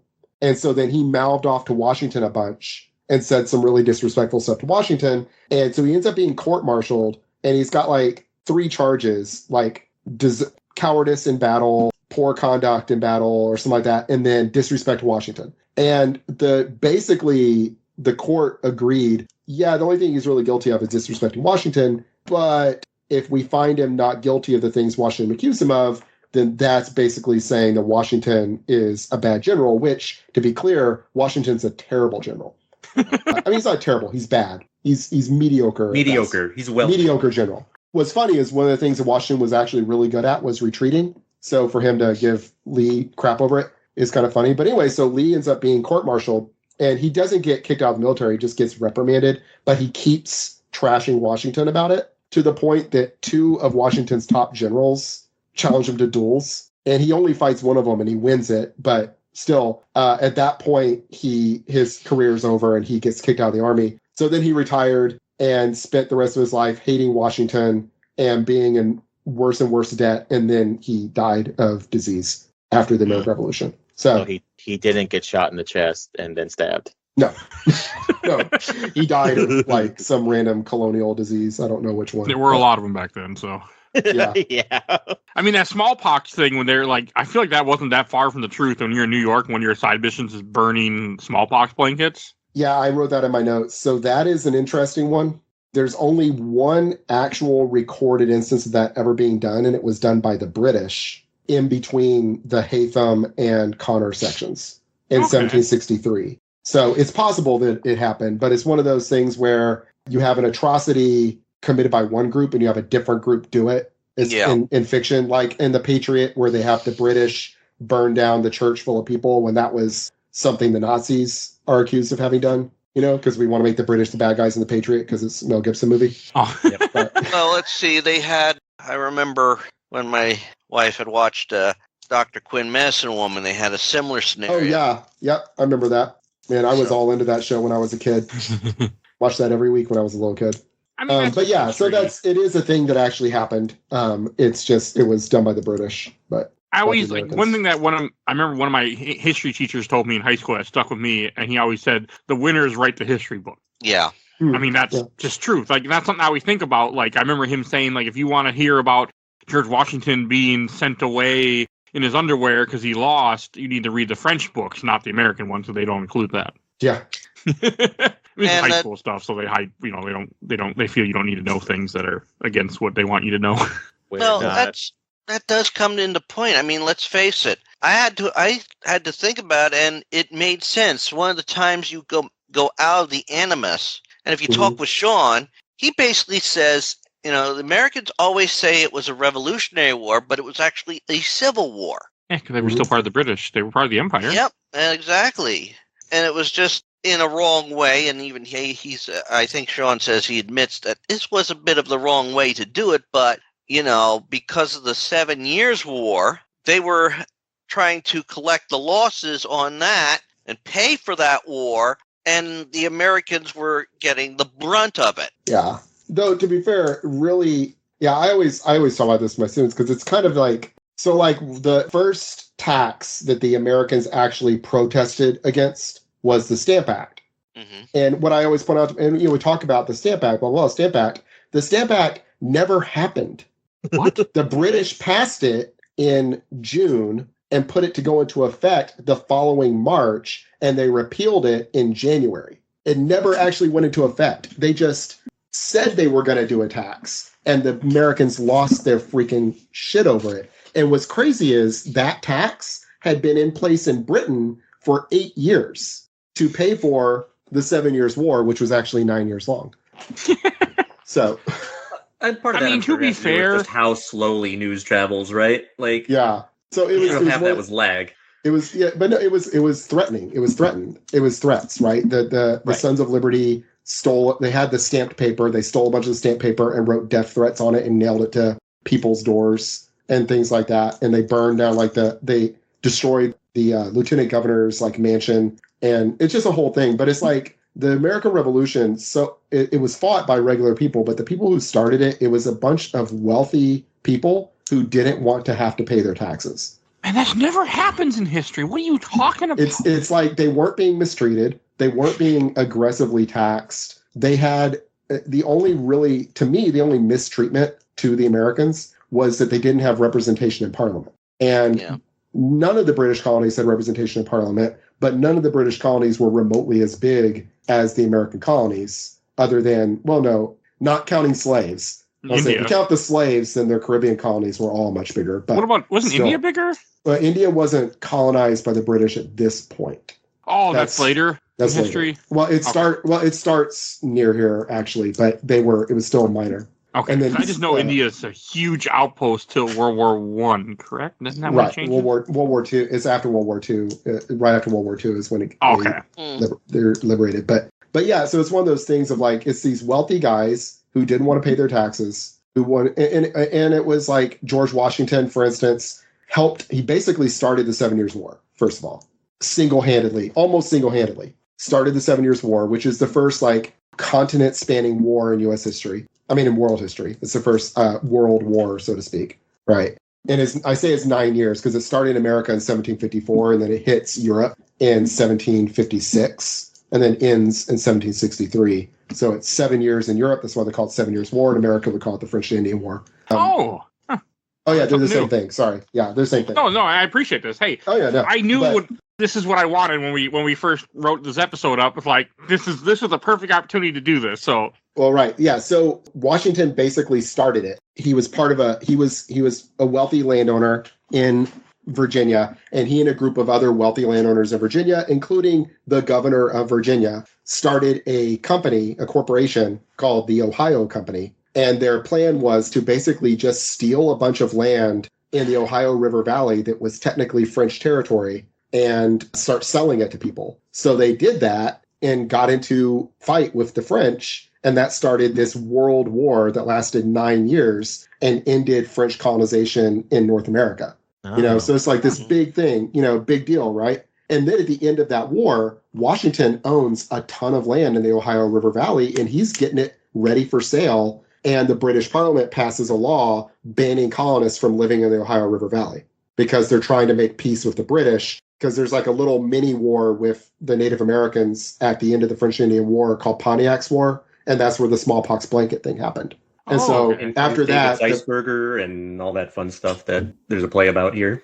Yeah. And so the British made this proclamation. Parliament made a proclamation called the Proclamation 1763, saying colonists can't live past this like certain line. And that line included all that land that they had won in the war in the Ohio River Valley that the war had started over. And what did Washington do? He, among other people, used a fake name and continued to sell land in the Ohio River Valley under an assumed name, so that legally it doesn't look like he's doing it, but actually he's making income selling land to colonists for them to illegally live on native land in the Ohio River Valley. And so it's that kind of stuff. And then that proclamation is in the Declaration of Independence. In the Declaration of Independence, the third section of the Declaration is a list of crimes of the king. And one of them is, for he has denied to us lands which by right are ours, won through combat, blah, blah, blah. They're talking about that, the Ohio River Valley. It's like, you actually look at it, and it's the Americans were just absolutely the bad guys in the American Revolution. If there's good guys and bad guys, they were just, in my opinion, not really justified at all. Now, the people are just people, and that's the thing. If any war, the people actually fighting it, it's mostly, poor people. Yeah. And they are fighting for potentially good reasons, right? They have motivations that are, possibly good. But the people who started it, no. Money. Yeah. It's economic almost entirely. I think, you could say Thomas Jefferson maybe is like, he's very, there's some people like Jefferson and Benjamin Franklin who are philosophers, and they're really big fans of French liberalism. And this idea this emerged, and this idea of, well, it's not really French, it's British liberalism. It becomes French.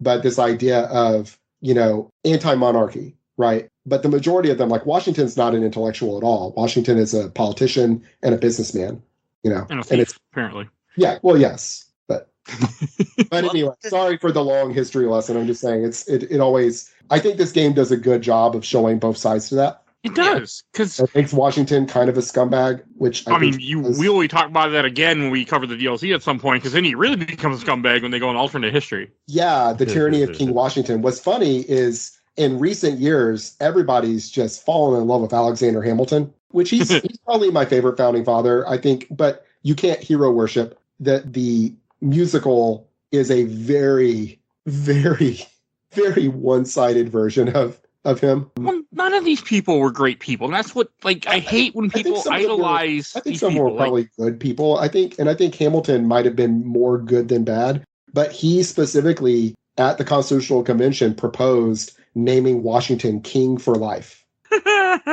He worshipped George Washington, and he proposed, and he proposed putting in the Constitution that Washington would be the king of America and would serve for life. So, you know, I mean, you just fought for that. Why do you want to make another one? Like, yeah. I mean, hey, we kind of do it now. We're like, hey, you're 80-year-old. You should be president. You're crazy. You should be president. So, hey. And that, the funny thing is that can fit for both people that are running currently. Even though I'd rather have one than the other completely. But hey. You're being neutral. All right. The modern day. How did you guys feel about the modern day parts of the game where you play I love it. in Sao I thought it was funny. Those were fun. I have one issue. I feel like they've been chasing that high from this version throughout the whole rest of the game and never hit the same high, and I don't know why. I mean, in the next one, don't you just basically work at Google? So yes. You're getting a cubicle. My biggest issue with the modern state stuff is it's a little tiny issue, but I still think it's abnormally goofy. So you have all these things where I have a theory where you basically go through and you go and you're getting these artifacts that are basically just you trying to power up the facility, to which basically if you do it, whenever you get them, you find out you're just basically making the bridge to cross into the final area of the game where you get the big final cutscene. You go to, I believe it's like an MMA fight, right? Mm-hmm. Yeah. Where you go Brazil, I think. Yeah. There was some event in Brazil. Yeah, it's an MMA fight. Yeah. And they go, oh, well, the reason why there's a power thing there's a woman using it as a bracelet, and you get it, and it's just a big honking cube, and I'm just like, how the fuck was this bitch using this as a bracelet? Did she put her whole fucking hand through it? I think it changed. I think it could change form, and when the other guy steals it from her after he shoots her, I'm thinking that because he knew what it was, it altered its shape. That's how I took it. I think the modern day stuff, when you're running around there in Brazil, I think there's the other one where you go to that building. I loved it. I was like, this is what I was waiting for since Assassin's Creed 1. And I absolutely love the modern day stuff. I want more of that in my Assassin's Creed. I already know that's not happening. And they fumble it so hard every other time after this, and I don't understand it. I know forward run. Of the 4 I've played, this is the one where the modern day stuff I like. It doesn't bother me as much. Once you can move around and parkour a little bit, it's just that it's like in these games, it always feels like you're playing as this superhuman parkour ninja. And then it's like, all right, now be this dude that walks around real slow and talks to people. And it just pulls you out of the fun of the game. But I did like this. In this one, you do get to do that a bit. And then I also like I do actually like the batshit crazy story of what's going on in the present day. I mean, it's great, the idea. And you kill the freaking guy from Assassin's Creed 1, that professor. You finally get to murder him, so that feels good. I mean, you have the other guy who was an assassin, who then became a Templar, but who's chasing you throughout it. And I think the modern day stuff is perfect in this game. I didn't like when you have to put near the end of the game, you got to put the 3 power pieces in, because that was annoying because I was in a rush. But yeah, it's just cool. I don't know. To me, it was really fun, and I'm sad to know that they never really go back to this because they don't know what to do with it. Yeah. I know there's modern day stuff, but I also know it's never as good as what the Desmond stuff was. What did you think about the reveal that him killing? Who was it he killed? Was it Lucy? Was that her name? Yeah, he killed Lucy. Yeah. Yeah. It's in this one, right? He reveals that he actually did it on purpose because the apple showed him that Lucy was going to betray them. Oh yeah. Yeah, I think that's what it was, is that at first he didn't know that that's what's going to happen, but then later on it's revealed that that's why, because the apple does show him that, if you kept her alive later on. So he didn't do it on purpose originally, but later on he realizes, oh no, it had to happen, so it's fine. He's like, I could have fought it, but I didn't fight it. Right, that's what I mean. He chose to allow himself to kill her because the apple showed him that she was going to take the apple to Abstergo. Which makes sense, because she was a spy who then was working for Abstergo. Was an assassin, but then became a spy working for Abstergo, but then got corrupted by Abstergo and became a spy for the Templars. Right. That's a lot. Yeah. That's a lot. Wait, is Abstergo not the Templars? They are. Yeah, okay. Yeah. They are. That's what I thought. Okay. She originally was an assassin, because I was reading somewhere. Yeah, she's an assassin, and she joined. Yeah, Yeah. But she joined as a child. So the idea is that maybe later on she realized, hey, I don't completely agree with these guys, which again is very fitting that if you were to join an organization when you're young and then be like, I don't know if I agree with them, like that's people change. Well, so I believe there's a DLC that you can play that explains it a little bit better. Yes. I think it's implied that she is not actually like an Abstergo agent, is that she's brainwashed. So once you find the apple, it switches to where she's basically brain controlled and she steals the apple and kills Desmond and takes it back. So it's not really like she's a bad person. It's oh no, she's been brainwashed to be a bad person, I think. That's a little bit of either. I mean, you do it, you still do it. So. Well, we're playing a game where you get into a fucking goddamn machine and you pretend to be an Italian man. So like anything's possible. You're not wrong. One thing that I noticed, I didn't think I noticed before, and I wonder if they did it on purpose, maybe because of the remaster. So you're listening to Juno's weird backstory, and she talks about how her husband died because I guess they also had animuses, I guess. Her husband kind of looks like Desmond. Yeah. Probably the same model. They like to do that. I think more or less they were just starting the development of an animus. But they also were trying to protect things because they knew they wouldn't have it fully ready in time. Originally, Altair is Desmond. It's the same model. If you take off the hood, Oh, interesting. it's the same face. You'll see in the original Assassin's Creed 1. Because I mean, one thing I gotta say is like, man, this guy had a one fucked up family line that they're all fucking like legendary assassins. Like, my God. Well, it makes sense. Very dominant gene. His nose and his assassin your children abilities. join the order. Your grandchildren join the order. It makes sense. Well, I liked. Oh, go ahead. One thing, so a couple of side quest things I just want to mention quick. Like we have the couple that we talked about. You have the almanac pages you can find. Uh-huh. You have little side quests that people ask you to do. There was some fighting tournament I was able to do, but I said fuck it and just went on with the game.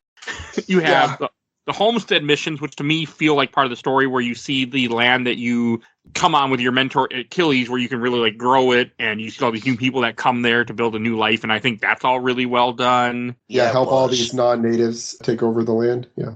Yes. Yes, I know, but that's what happened. Yeah.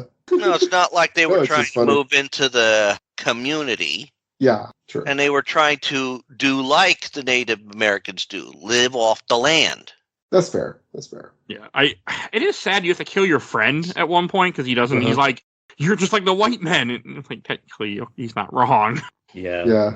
That was a sad part. I thought that was sad when you have to kill him. Like, because I did the other guys when you have to stop all the scouts. You could. I didn't kill him. I just knocked him out because I don't want to kill them. That makes this makes sense that he shouldn't be killing. And you have to kill your friend. I'm like, this is kind of sad.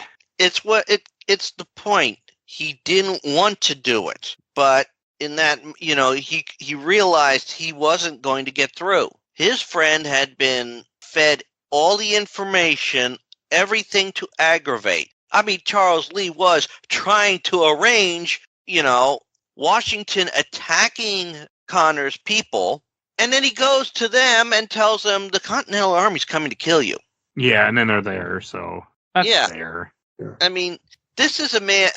Lee was a master manipulator to a level that Hatham wasn't. No, that's completely fair. Yeah. So, and it's like Connor trying to convince his friend that it's not what it seems. To listen, but, he drank the Kool-Aid and he's all into it. Which is fair. Like that, it's a fair thing, yeah. Yeah. There's a point where you can't get through to people. No, I know that. Yeah. It's weird. I really learned that throughout from 2016 and 2020. I really learned that. Weird how that happened. Well, I think that's the reflection of like, here's what happens if you're, not brought up like an assassin, right? Or Brotherhood, is that like the both the Templar Order and the Brotherhood of Assassins both have like this outside perspective where they try to be as open as possible. And the whole point of the whole series is that it's very interesting how they branch into different directions on where the best way to go is. But they both still are like more about educate yourself and think critically. You know what I mean? Yeah. So one thing that I think is also really funny too, because we were talking about the beginning of the game. So they talk about how when Desmond has to die because if he doesn't, he'll end up becoming like the new Messiah, and then all of it history repeats itself. But then I'm sitting there, I'm thinking, I'm like, does anybody really give a shit? It's because somebody had to activate the machine, and whoever activated the machine, I think that's what kills him, right? Yeah. Yes. Okay, so it was he either activates the machine and sacrifices himself because someone had to do it. I mean, put his father there. He's old and an asshole. Just sacrifice him instead. But that's neither here nor there. That didn't happen. So that's the idea that he kills himself. When I was reading the plot synopsis, that he kills himself to stop the solar flare from happening that would have destroyed the world and he would have become a messiah. Yes. No. Yes. Okay. Beautiful. Does it ever come back? Like, do they ever reference this shit? Yes. Oh yeah, the beginning of 4, they will. They'll touch on Okay. it. I don't remember. I mean, There's- it's kind of the thing. I mean, I'm sure, if we look at it, he would be accepted as a savior. He would be worshipped, followed. He'd pass on. People would follow what he says. If you go against it, you're a heretic. And then it starts getting corrupted, and Desmond would look on and say, yeah, you really got it wrong, and everything's repeating. But who cares? Like that's like anywhere's up most 100 years in the future where you wouldn't be alive. I was like, that's like saying like someone coming up to me and being like Joe, if you stop watching anime in like 200 years, your grandson won't exist or some goofy thing. And it's like, well, who cares? Does that affect me now? Well, no. Okay, then I'm not going to stop watching non-anime. That's Well, I think assuming that the people issue- would just. Oh, sorry. Go ahead. Well, the issue is if he doesn't activate the pedestal, right, then the solar flare will kill off most of humanity, and like billions of people will die. Yeah. And it's like a small group of people will survive. Whereas if he kills himself, then no one dies, but then Juno is unleashed on the world, and now people will have to fight Juno. And he did. Juno- And it's so Wasn't in the other games, was she? It was Minerva that's talking to you in Assassin's Creed, in the Ezio stuff, correct? Yes. I think so, right? I can't remember. I believe so. I believe it's Minerva believe so, too. in the. I believe it's Minerva in the Ezio trilogy, and Juno is specifically in this temple. Oh yeah, no, it is because Minerva reveals that Juno was sealed in this temple by the gods, basically by the Okay. Yeah, what are they called, the Protheans or whatever. Prometheus. Yeah, Prometheans. The There you go. first civilization. Protheans, Mass Effect. Same thing, exact fucking same thing in Mass Effect. But The Forerunners. There we go. The Forerunners, right? Well, the idea that's supposed to be too as well is I think that also the reason why you see Minerva and then you see Juno is that they were also tricked. Was that Juno gave him the idea of, oh, we have to save the humans in the future, but she's already used the apple to see that she'll be sealed away. So I think they specifically didn't know they were all they didn't know that creating the shield would also free her, and she basically tricked them into that. I think is what it was. Okay. Yeah. Okay, that makes sense. Yeah, and so now she's freed at the end of this, and then the other games have mostly dropped that, though. Yes. Yep. Drop it like a hot sack of potatoes until That bothers me. about I figured 3 more. they would have I figured there would be a game where like Juno takes over the world in the modern day, and you're like living as like you're on the run, like with a little mobile animus, trying to like stay one step ahead of Juno's world police or whatever. Yep, and you'd get to probably maybe do some more parkour stuff outside and all that cool stuff. Nope, instead you get let's be an unpaid intern for Google. So I will say, without it really being a spoiler, they do a bunch of the other stuff comes up though that they've been doing. Like one thing that they keep mentioning is they keep talking about this tree, about how like they're able to use the apple to look into the different futures and different possibilities. That does eventually come up too, and that's kind of part of a lot of the main story and things like that. Oh, that's Okay. good. Yeah. I'm excited. I You'll am get there eventually, very but it's excited just- to play more. There's a lot of stuff not related to it beforehand. That's cool. still I love like this. series. Like I said, I like the story stuff, the Illuminati story stuff. It's fun. It's fun silliness. It's the having to walk around and talk to these people part that I'm not a fan of. No, I was gonna it's say- slow, I guess. It just feels like The a reason different that- game. Yeah, the reason that this game felt cheaper the first time is just because it is literally a 12-year-old game or whatever, Mhm. 10-year-old game. I just it's got all the trappings of really bad UI decisions with like the trading stuff and 2012. just all written being over. slow and awkward. I do think that this remastered version does introduce some janky bugs potentially. I also I didn't run got- into too many. I had a couple. I had animals disappear on me and stuff, and like go through the ground, but whatever. Yeah, and issues with like I think certain animations were like Oh, yeah. clunky for me. There was a couple points where he was hanging in the air at one point, like as he was walking. I was like, oh, I- it wasn't too bad. Yeah.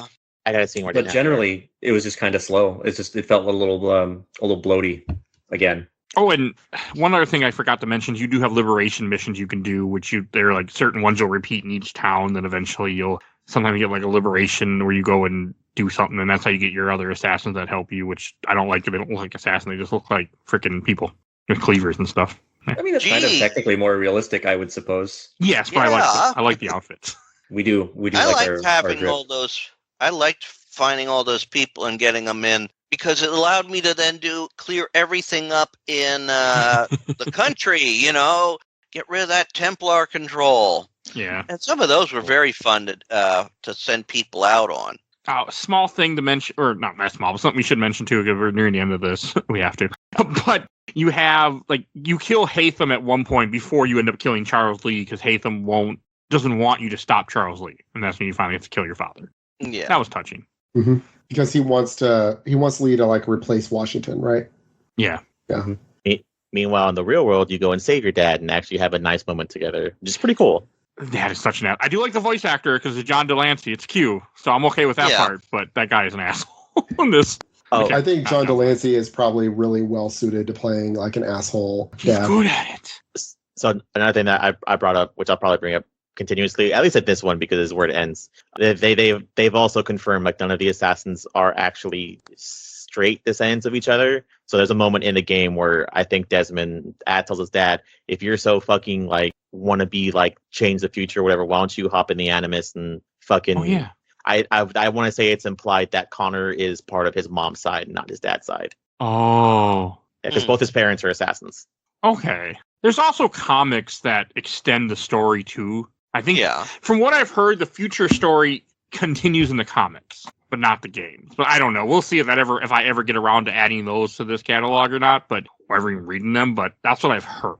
I'll probably read them because I like all the weird, goofy alien shit, and I love it. I was sad. I think that's one thing what turned me off of the Creed was I didn't have next gen hardware, and I quit gaming for a bit because my life was terrible. So I think for me it was just the whole revenge arc being retold every time after 2. For me it was just circumstantial. I think that I was really enjoying them, and then I just fell off for no reason in particular, and just never really came back to it. When did you play 4 ever?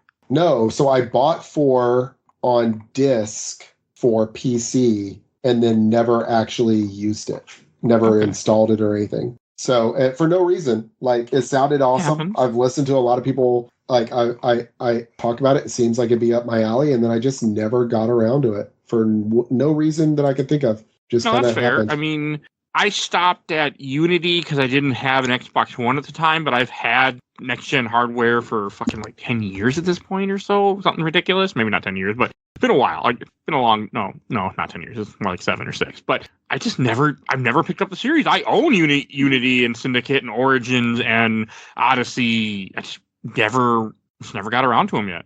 Not that I don't want to. Podcast is why it hasn't happened in the last 5 years, but I want to. All right. Since we are about 2 hours raw, should we go on to any last thing you want to say? Should we go on to questions, comments, and memories? I'm good. Well, I pretty much enjoyed this. I mean, the only thing I ever really had a problem with in this is their frontier setup. I mean, you're mixing areas that are nowhere close to one another in real life. I mean, if I bring up the map here, I mean, that was one thing that like I said, it was my only down point, and that's, of course, because, I live so close to, some of these major points in American history, well, in revolutionary history, to some of these points in revolutionary history, because they're literally all, like I said, within an hour drive of where I am. I mean, Valley Forge, Philadelphia, that's just a quick jaunt for me. New York, that's another, at least a an hour drive, 2 hour drive. But to see Monmouth, New York, close to Valley Forge, and yes, you can only access Valley Forge once you reach that in the game.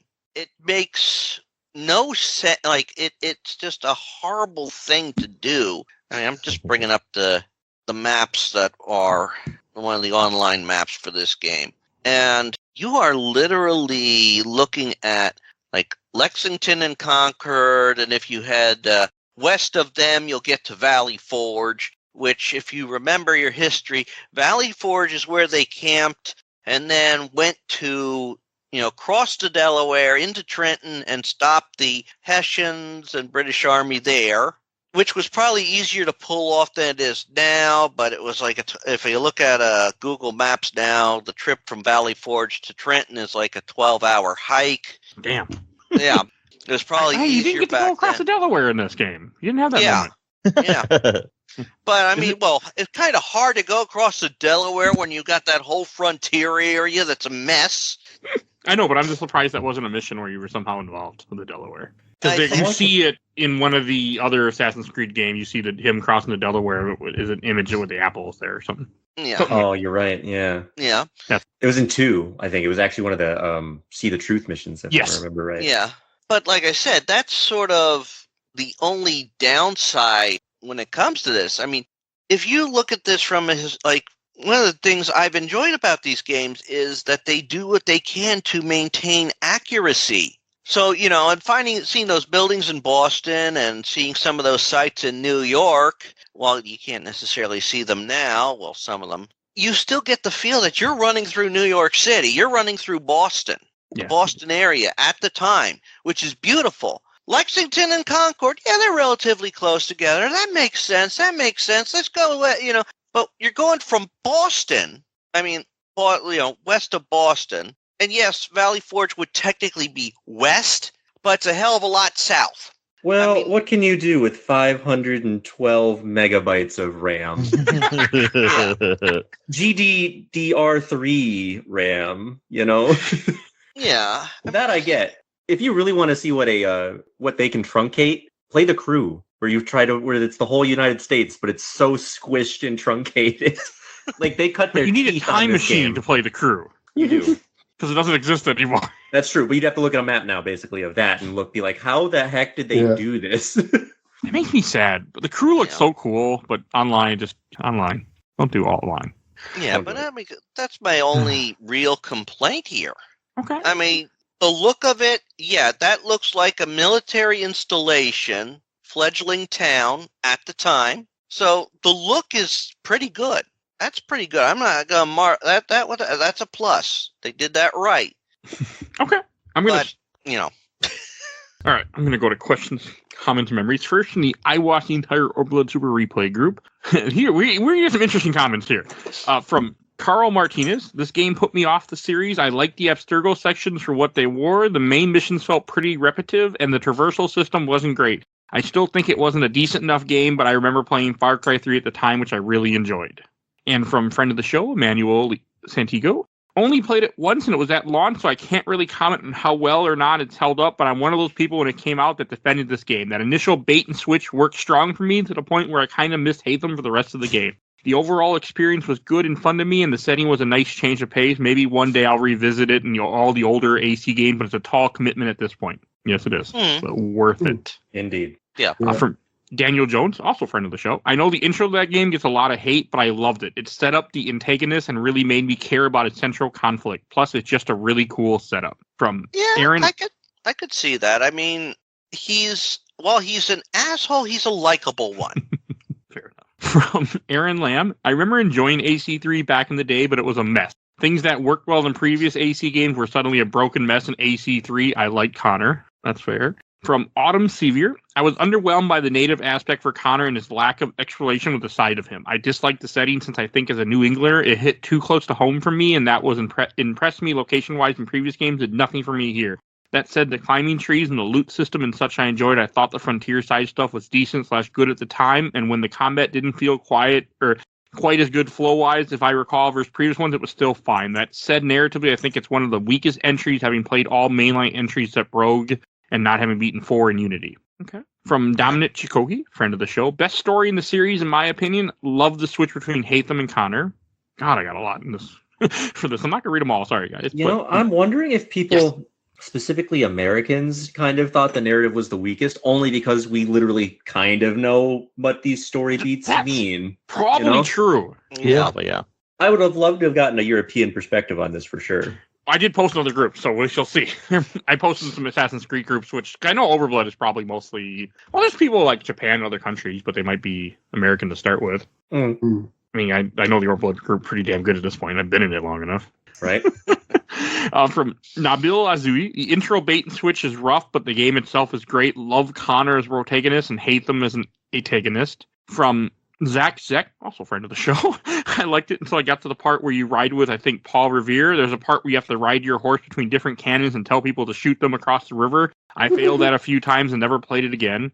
Yeah, that part took me a bit to understand. Yeah, that was a little tricky, yeah. It was kind of real fun to get the hang of it, though. Yeah. From Cora Turner, I won't pretend like it's not flawed. The 6-hour-long prologue does certainly drag, for example, but I think it's also my most replayed AC game. I just really like the settings and atmosphere of it. And Connor is such a fun character, especially if you do the homestead mission. Two things I want to mention that I forgot about is, one, you find out at the end of the game that the reason why Achilles calls you Connor, because he says you need a different name because Native Americans won't be as liked, and Connor was the name of his son, and then he buries the artifact. And it sounded vaguely Spanish, if I remember right. Yeah. Right. Also, where in AC3, like this whole time, they're originally in America in present day, then they travel to Brazil and everywhere else, like nothing. Yeah. Mm-hmm. Okay. Wouldn't they be like, how the hell are you flying? Because you're wanted. This is 2012, Mike. It's plain and simple. No one gave a shit back then as they do now. They cared in 2012. But this also, the game takes place in 2012 too, doesn't it? Yeah. Yeah. Okay. Fair enough. All right. From the official Laser Time community, from James Kersling, I got the HD remaster of this a few years ago when I was playing through a big chunk of the series. I always heard it described as a bit of black sheep compared to 2 and 4, but I thought it was pretty good. And I appreciate that they didn't whitewash some of the American history aspects of it either, like at the end where Connor has won, but you still see slaves getting traded, and you're kind of like, wow, I didn't get a totally happy ending here. Really solid game, though. Yeah. I mean, it's true, isn't that? Did we get more into the slave trade after Revolutionary War? Yes. Yeah. I mean, yes, it really ramps up in about 1800 because of the cotton gin. The cotton gin is invented in 1799, and that makes cotton actually a profitable product. Okay. And then cotton is way more labor intensive than what we were making money on prior to that. And so that leads to a big ramp up in the slave trade. Okay. And when did they make the machines to harvest cotton? Or that's not till way later? Oh, I mean, I know my grandma picked it as a job. Oh, so yeah, it must have been way later than that they finally make the machines. I mean, that they're using, I don't know. I know that you still had very, very poor people who were slightly above the rank of slaves picking it in the 1960s, 1970s. So yeah, they're basically living, I mean, they're not slaves and they technically can leave, but they're basically being paid enough to not be dead. Yeah. Well into the late 20th century. So yeah, cotton's not great. Just lowest class. Yeah, so I'm sure we've had the machines for a while, but I don't know about utilizing them. Yeah, I don't know about that. But yeah, I say the slave trade. So like the international slave trade was banned by Congress in 1808, I think. Yeah, 1808. Okay. So we stopped importing them, but they just ramped up domestic, I hate to say this, but production. I mean, you're talking about a historical thing. So, I mean, it's just what it was. Very dark historical thing. Breeding, basically. Yeah. Breeding them like horses. Because people weren't good. Yeah. I mean, that's just what happened, unfortunately. And people should not be worshiping these people. So. Okay. And then another one from Joseph Story. So I was insanely hyped for this game back in the day. I didn't get it on launch, but I picked it up the next year. To be honest, I was not a fan. It wasn't clicking for me at the time, and I eventually gave up pretty disappointed. I haven't touched it since then, but I've been meaning to give it another go for a long time now since I have the remastered version. You should. It's way better because I felt exactly the same. So, and from Matthew Schultz, like Brian, AC3 was the first and really only at this point Assassin's Creed game I played all the way through. I really enjoyed it at the time because it was I was a free time millionaire. I tried to go back and play 2 and couldn't get into it. And from Brian Langwalter, the one he was commenting about, AC3 is my first AC game and one of my favorite. All right. From the Assassin's Creed group, let's see what I got. From Joshua Young, I played it a while ago and wasn't a fan. I didn't appreciate it like I should have. I liked everything about the American Revolution. I need to replay it with a new appreciation. From Brandon Norwood, I definitely won't go nearly as far as saying A3 is my favorite of the franchise, but for some reason, the nostalgic seems to hit me hardest with this one. I think when I started the franchise, I rushed through it to get to this one because I was so excited to play it. Now I've gone through it 2 more times. I don't fully understand the hate for it. It's not the best, but it isn't the worst either. I happily play it again. Yeah. From Ivy Kapitova, finished an 100% at AC3 remaster approximately a month or 2 ago, and it ain't my top 5 favorite AC games. Connor definitely is my top 5 character. I enjoyed it a lot. All right. From Yeah. Levi McCarley. Yeah. My favorite one of the series, I love the Native American mixed with the colonial American Revolutionary War story. To me, it's the best. Okay. Nice. Here's a funny one from Weston. Loved it since it came out because I'm not a sheep. Okay. Okay. All right. From Lydia Nelson. Ah, yes. Hatham Kenway, my love. And from the Assassin's Creed fans official group, I have one more group after this, from Travis French. I've always been biased because the American Revolution is my favorite subject and I'm a history teacher, but AC3 has always been my favorite of the series. I still remember my face melting watching the reveal trailer and seeing Connor parkour through the trees. From Christian Leadbeater, AC3 suffered an uncommon and always tricky to navigate symptom of being a follow-up to something beloved, in this case the Ezio trilogy. I played it with a significant gap between the two games and had a blast. Mechanics were solid, it looked great, the story wasn't without an issue but still spun a yarn worth following.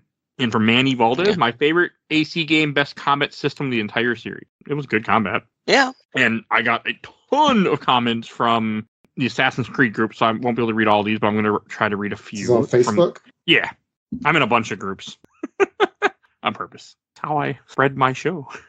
From Yeah, no, that Craig makes sense. Lulowin. AC3 is my favorite AC game. Not only did it bring in the ease of climbing through trees as well as the start of the naval combat everyone loves, but I absolutely loved the hunting aspect of the frontier. Really enjoyed Connor and loved the remastered version as well. From Tristan Tyler, I just got into AC not too long ago, played AC3 once, wasn't a fan, same for Revelation, but I'm sure a few factors were in play at the time. I plan on playing them again, obviously hoping my next go-around goes as well as yours. I said how much I enjoyed this game compared to my first playthrough of it, which was not good. From Jeremiah Nelson, when I first played it, I tried to 100% it, and I got really bored trying to get all the trinkets and feathers. A few years ago, I played it again, but decided to mainline it by only doing the main and the home submissions. I enjoyed it so much more. I forgot about the feathers. I didn't. I've got them all. They were fun to find. Gotcha. Yeah, I got a bunch of them my first time. From Eric Heapley, something about when running and pressing square and Connor flicking the tomahawk around, the cool sound the swing makes will always stick with me. From Jamie Holmes, I love the road to platinum this, but the naval missions were awful. I had to put my face right against the screen on some missions to see what's in the distance, especially the ones with one with the mines and the tyranny of Washington DLC, which I did not play yet. From Richard Gregson, probably my favorite of the whole series next to Black Flag. I like how it evolved from AC2, like you said, with more challenging combat and a more dynamic landscape. Still not over how the Desmond Miles storyline just kind of ended and the real world storylines kind of disappeared from the games. I also really like Rogue. Still haven't played Mirage, but I'm looking forward to it. Right, from Brian Macbeth Jr., AC3 holds a special place in heart because of Connor's Native American heritage. His tribe is Iroquois and Mohawk. My family tribe is Iroquois, Sinisha, Mohawk, and Lenape. And I know I probably pronounced those wrong, but I tried. Right. I'm going to read a couple more. From Ron Octavio, I enjoyed it, but there were too many scripted chase missions that turned me off of the game. From Rizo Pachula, AC3 is my first favorite AC game for quite a long time. I loved everything about it. Oh, here. I'll have to read this one. Austin Fogwell. My mom got it for me and introduced me to the series. Don't remember why she got it for me, but she did. I went on to play Black, got me hooked. I loved the naval combat personally, and then I went and bought all the old ones and played through them. I own all except Liberation and Chronicles. I think part of it is like this one, if you were American born, pride of America. Yeah. Hey, they're talking about the revolution. So I think that plays a big part of it. And last one I'm going to read from Not I was bored to death playing this. Ooh, that's... Wait, I'm going to read one more. Here's a good one. And this will be my last one. This is a long one, but my last one. From Isaac Dunn, 11 playthroughs 1 year. I was a geek for this game. I was loving the series and waist deep because I had been playing since the first one, and I could not wait for the new setting. The Hatham sequences have become pure nostalgic for me. I love the overall mat and atmosphere of the world. I love the Dead Man's Chest Giant side quest deal that felt very much like a precursor to the DLC. I would love a better system for descending while in parkour, but that has not been introduced for at least in their two titles. Connor himself is not all that interesting to me. He serves his purpose. He's very young and brash and quick to judge. That game is brilliant for the characters collectively. If anyone stands out at all, it is Hatham and Lee. Hatham's storyline with Achilles and Shay had not been thought of yet, but knowing about it now makes the game even richer for me. It would have occurred to not long after Hatham first came to Boston from England. Is that referencing another game, correct? Rogue. Okay. Yeah. I was like, I recognize one of those names, but I can't remember what game. I forgot that kind of... Okay. I look forward to when we get to Rogue and 4 later this year and Rogue early next year. Good to know. Oh, there is a mission where you're in prison at one point in this game, too. I thought that was pretty good. The prison stuff. Yeah. Yeah, it was a definite interest there. I noticed a trend. That happens a lot in Assassin's Creed, actually. It does? 2, 3, 4, Unity. Yeah. Oh, okay. See, I don't remember 4, and I haven't played Unity, so all right. When do you get thrown into prison in 2? Is it 2 or Brotherhood? Maybe it's Brotherhood. Maybe it's Brotherhood. Sorry. Either way, it's Brotherhood's part of 2. It doesn't really matter. Yeah. Yeah. Yeah. It's the same engine, Dang it. same graphical, almost the same game at times. I mean, it's like literally like what, a year directly after. I can't remember something like that. It practically feels like they have to have been made at the same exact time, like almost as if, right? Mm-hmm. They must have been started at the same time. Or literally, they released the game in November for Assassin's Creed 2. They take a day off, and they're like, "Hey, you want to go to Rome? Do some site research?" Hey, if you get to go to Rome as part of your job, I don't think I'd be against it. So Yeah, I would definitely work at Ubisoft just to be on their on-site location. People do the research, man. yeah, I would love All to sorts see of it. places. So Heck, they're working on a Japanese one now. So you got to think like probably a year ago or two, they probably had to do some on-site research there. That would have been awesome. yeah, that would have been. Hmm. Okay, let's go to. All right, I should give out a code. That's what I do, Oh, right? it was Revelations. I just looked it up. Oh, you're in prison in that? I don't remember. Yeah, Revelations. He gets captured by the Templar. Oh, yes. Oh, Oh, you know what? I was thinking in where you In the- save somebody from prison. yeah, that's brother. Yeah, Assassin's Creed. No, Assassin's Creed Brotherhood. 2. Oh yeah, no. I think it's 2 where you go and rescue the. I don't know. Anyway, yeah. One of them. Sorry, but it's Revelations where you're captured and put in prison. You're going to be hanged. Mm-hmm. Okay, here we go. I'm going to give out the code for Bloodstained Ritual of the Night. Fucking That's a good one. amazing game. Love That's that a good game. one. Oh, This- we did that game on this Yes, we did. podcast. We're supposed to do the prequel 8-bit game. I said fucking 3 years ago. There's 2 of but them it hasn't now. happened. You missed it. Yeah, there's 2 of them. I know. I Curse of the want to do Moon them, and Curse of the doesn't Moon again. but someday. And it's a Steam code. The code is QZ264VG5JM0. That is your Steam code for Bloodstained Ritual of the Night for somebody. So, all right. Not for me. I'm not typing it in. I'm a guest on the show. I keep buying bundles and I keep getting new codes, so I'm just trying to get rid of them every week. You get one, and I've been keeping up at that for a long time now because I just have so many codes. I buy too many bundles. All right, let's go to Shelf Stacker Box. And Richard, why don't you go first? Okay, well, let's see. Plus is the setting, the beauty of the setting, and I like the idea of the changing of the seasons. It adds new ways to explore. I mean, you can't necessarily see everything if it's covered in snow. I love the combat. Love those side missions. I did those side missions, and those were fun. The only slight negatives, as I said, Frontier, that is a bit of a mental mess if you're really going for accuracy, but let's face it, if you had to really travel all the way to Valley Forge and then back, that's going to be a mess. And I didn't necessarily enjoy the economic system and how to build up your money in this game. I mean, until you really clear everything out, it's not overly profitable because you could always get attacked and while you're on a mission and say, "Oh no, I gotta go rescue them." So, but overall, I enjoy it. It would go on the shelf for me. Okay, I'll go next. I'm going to put this on the shelf, too. I had a really good time running through this game. I came into it with 0 expectations and left with a ton of fun, and my opinion is completely different, and I'm happy that my opinion changed. I'm happy I went into this game going like, hey, this is a really good time, because I wasn't expecting that. So it had the opposite of games my mom found effect, where you play an old game and really love it, that you hated. So, hey, I mean, it could have been the remastered, could have been I just grew up as a person, so go on the shelf. Had a great time, and I needed a great game after the last few duds I played. So, and Joe, what about you? I will also put this on the stack. I also agree with you, Mike. I didn't actually like this the first time I played it, and I actually didn't mind playing it. And I kind of wish I'd done the homestead mission. It was actually sound pretty cool with all the other stuff that you were talking about with it. What is it? Well, you were But running out of time. I'm an avid new game player, so I've got tons of other stuff looking me in the face, being like, "Really, you're playing Assassin's Creed 3?" What's that like?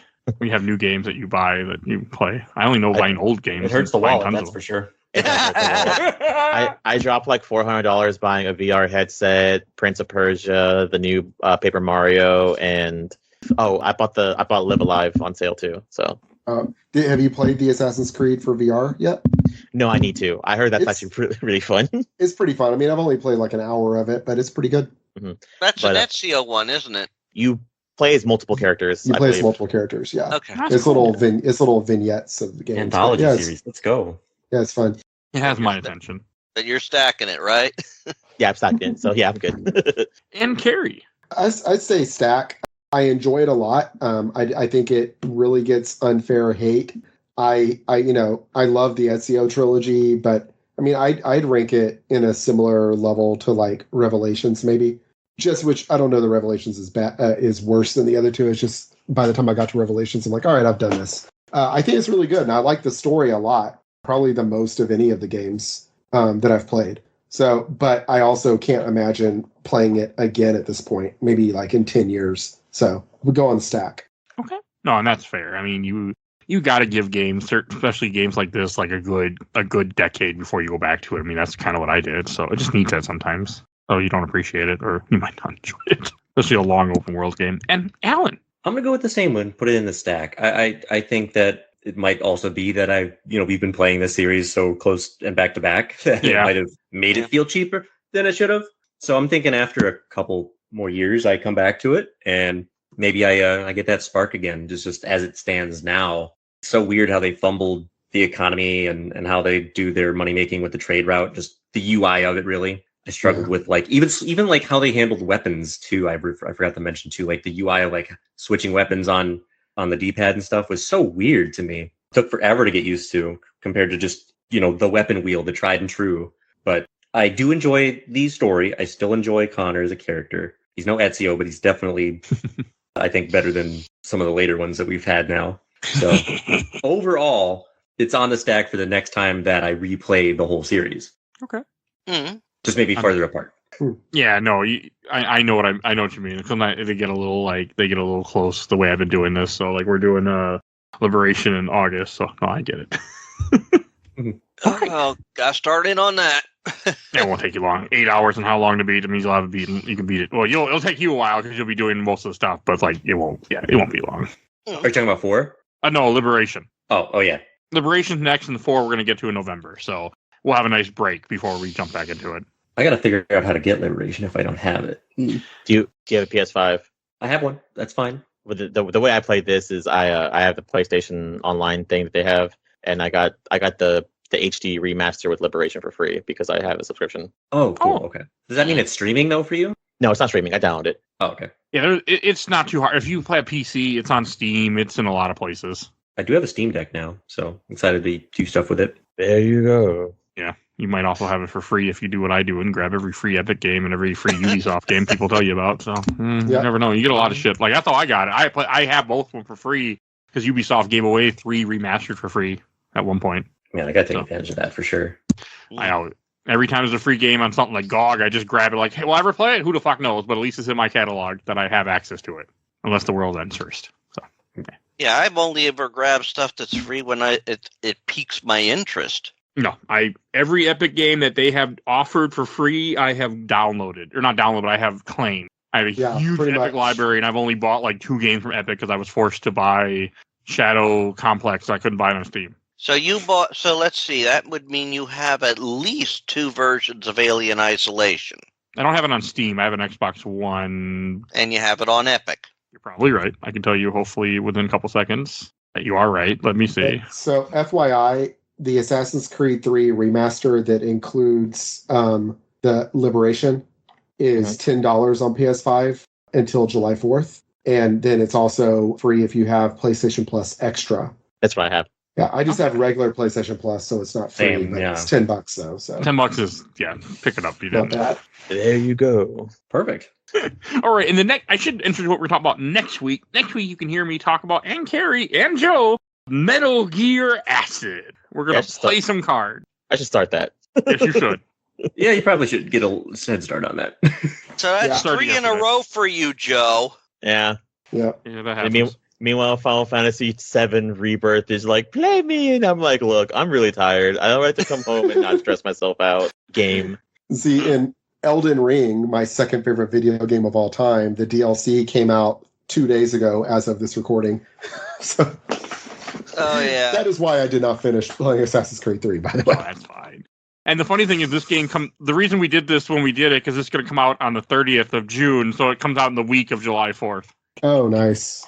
That was the whole plan. That was a little bit of a plus topical. for me for that week. I had to. This feels like the perfect game to have around that time drop. Oh, so. yeah. Yeah, Mhm. no, you that is actually right. You are right. This is good for for the 4th of July week because it does fit. And this is for Americans. This is American history is very key. For British, they got rid of us ungrateful bastards. This is the part in post where you put in eagle screams and stuff like that, like bald eagles. Yeah. America. Not a single one of us made America fuck yeah joke. How about that? Mm-mm. But it's it's a good choice. Like I said, it's a plus for me. But I'm not going to go into why recording right now. So I can say that after you turn off the recording. And Richard, since you're talking, where can people find you at? You can always find me up at my on my YouTube channel, Rich Kale, where I'm playing through various games, including the Assassin's Creed trilogy on there. In fact, when you are seeing when this is popping up, I believe a video for Assassin's Creed 2 probably went up the Friday prior, premiered. Where I'm working on Ezio again, but this time on there I'm not doing full things here. I do for here because it would take forever. Fair enough. But I play through this. I play through other franchises like Doom, Sherlock Holmes, great series by the way. The Tomb Raider series, which I'm pretty sure Mike is going to have me go through Legend again and Underworld for this podcast. Yes, he will. Yeah, at least this time I'll play that whole thing with controller, and that might be easier. But I'm also got stuff premieres every day. I have most days it's 2 videos premiering right now, so you can find a bunch of stuff, old stuff, new stuff, crazy stuff. I say that because I got it for free. I still now wonder about why I got in that Necronomicon game. But, you can find my stuff. You can find fics that I've written up on websites like fanfiction.net, Archive of Our Own, Comic Vine. All right. And Kerry, where can people find you at? Hey, so I'm Karooseta, Kerooseta on Twitch and YouTube. I modify and repair video game consoles, mostly on old to no handhelds, but do other stuff too. And then I also just hit the share button basically anytime I'm on my PS5. So you can see about roughly 70 plus hours of Elden Ring over the last 2 weeks, if you want to go on there and check that out. Okay. And is your son still doing his YouTube shorts? Yeah. He's Natropy Dragons, Natropy. He's got close to 600 or over 600 followers. I'm not sure. He's kind of calmed down on. I think he was feeling burnt out with the art side of it of making the dragons. So now he just kind of does whatever on there. I don't think he does as much of the art, but he does some. So no, that just comes with the territory, unfortunately, of doing stuff. Yeah, you got to find that. He was getting burnt out, and I was just like, well, then stop. It's fine. It's not like a job. It's just supposed to be fun. So. It's where you just want to make more art. You got to find that happy medium where you don't burn yourself out. I know how that goes. Yeah. I make too much art, but I love it, so I can't stop. But all right, and if you enjoyed this episode, we're 650. I'm going to keep saying that. Episodes of this podcast, you find everything we do on Podbean. Just search it. We do comics, movies, TV shows. Just search something. You never know. We could cover it. You will find our whole Assassin's Creed catalog in the show notes of this episode. So if you want to look up all the other games that we've done, you can easily find the link, click that, download the episode, and enjoy. Because you can hear all our opinions as it increases as we travel through the series in time. And you want to support the show, we do a Patreon, Little Dog Vote in our Patreon polls. We have one every month, so we are always happy to have new people join that. And I do 1 to 2 polls every month, depending on how far ahead I am on the show catalog. Varies. And we do have a Discord. Please join our Discord. Always happy to have new people join us and chat with us. You'll see a link in the show notes to that, too. And I want to give a shout out to my awesome intro and outro courtesy of Helena at Hell Has Fear. You can follow her on TikTok, Twitch, Instagram. You'll see a link to her link tree. And also check out A Gamer Looks at 40 with Bill Tucker. And want to give a shout out to a newer podcast from Phoebe, Nerds Broadcast. You can go find them on Spotify. They only have at the time of this, I think 4 or 5 episodes up. So definitely go check them out. And I think that's everything I need to say. So we will see you guys all next time. Bye, everybody. Bye. Bye. Bye.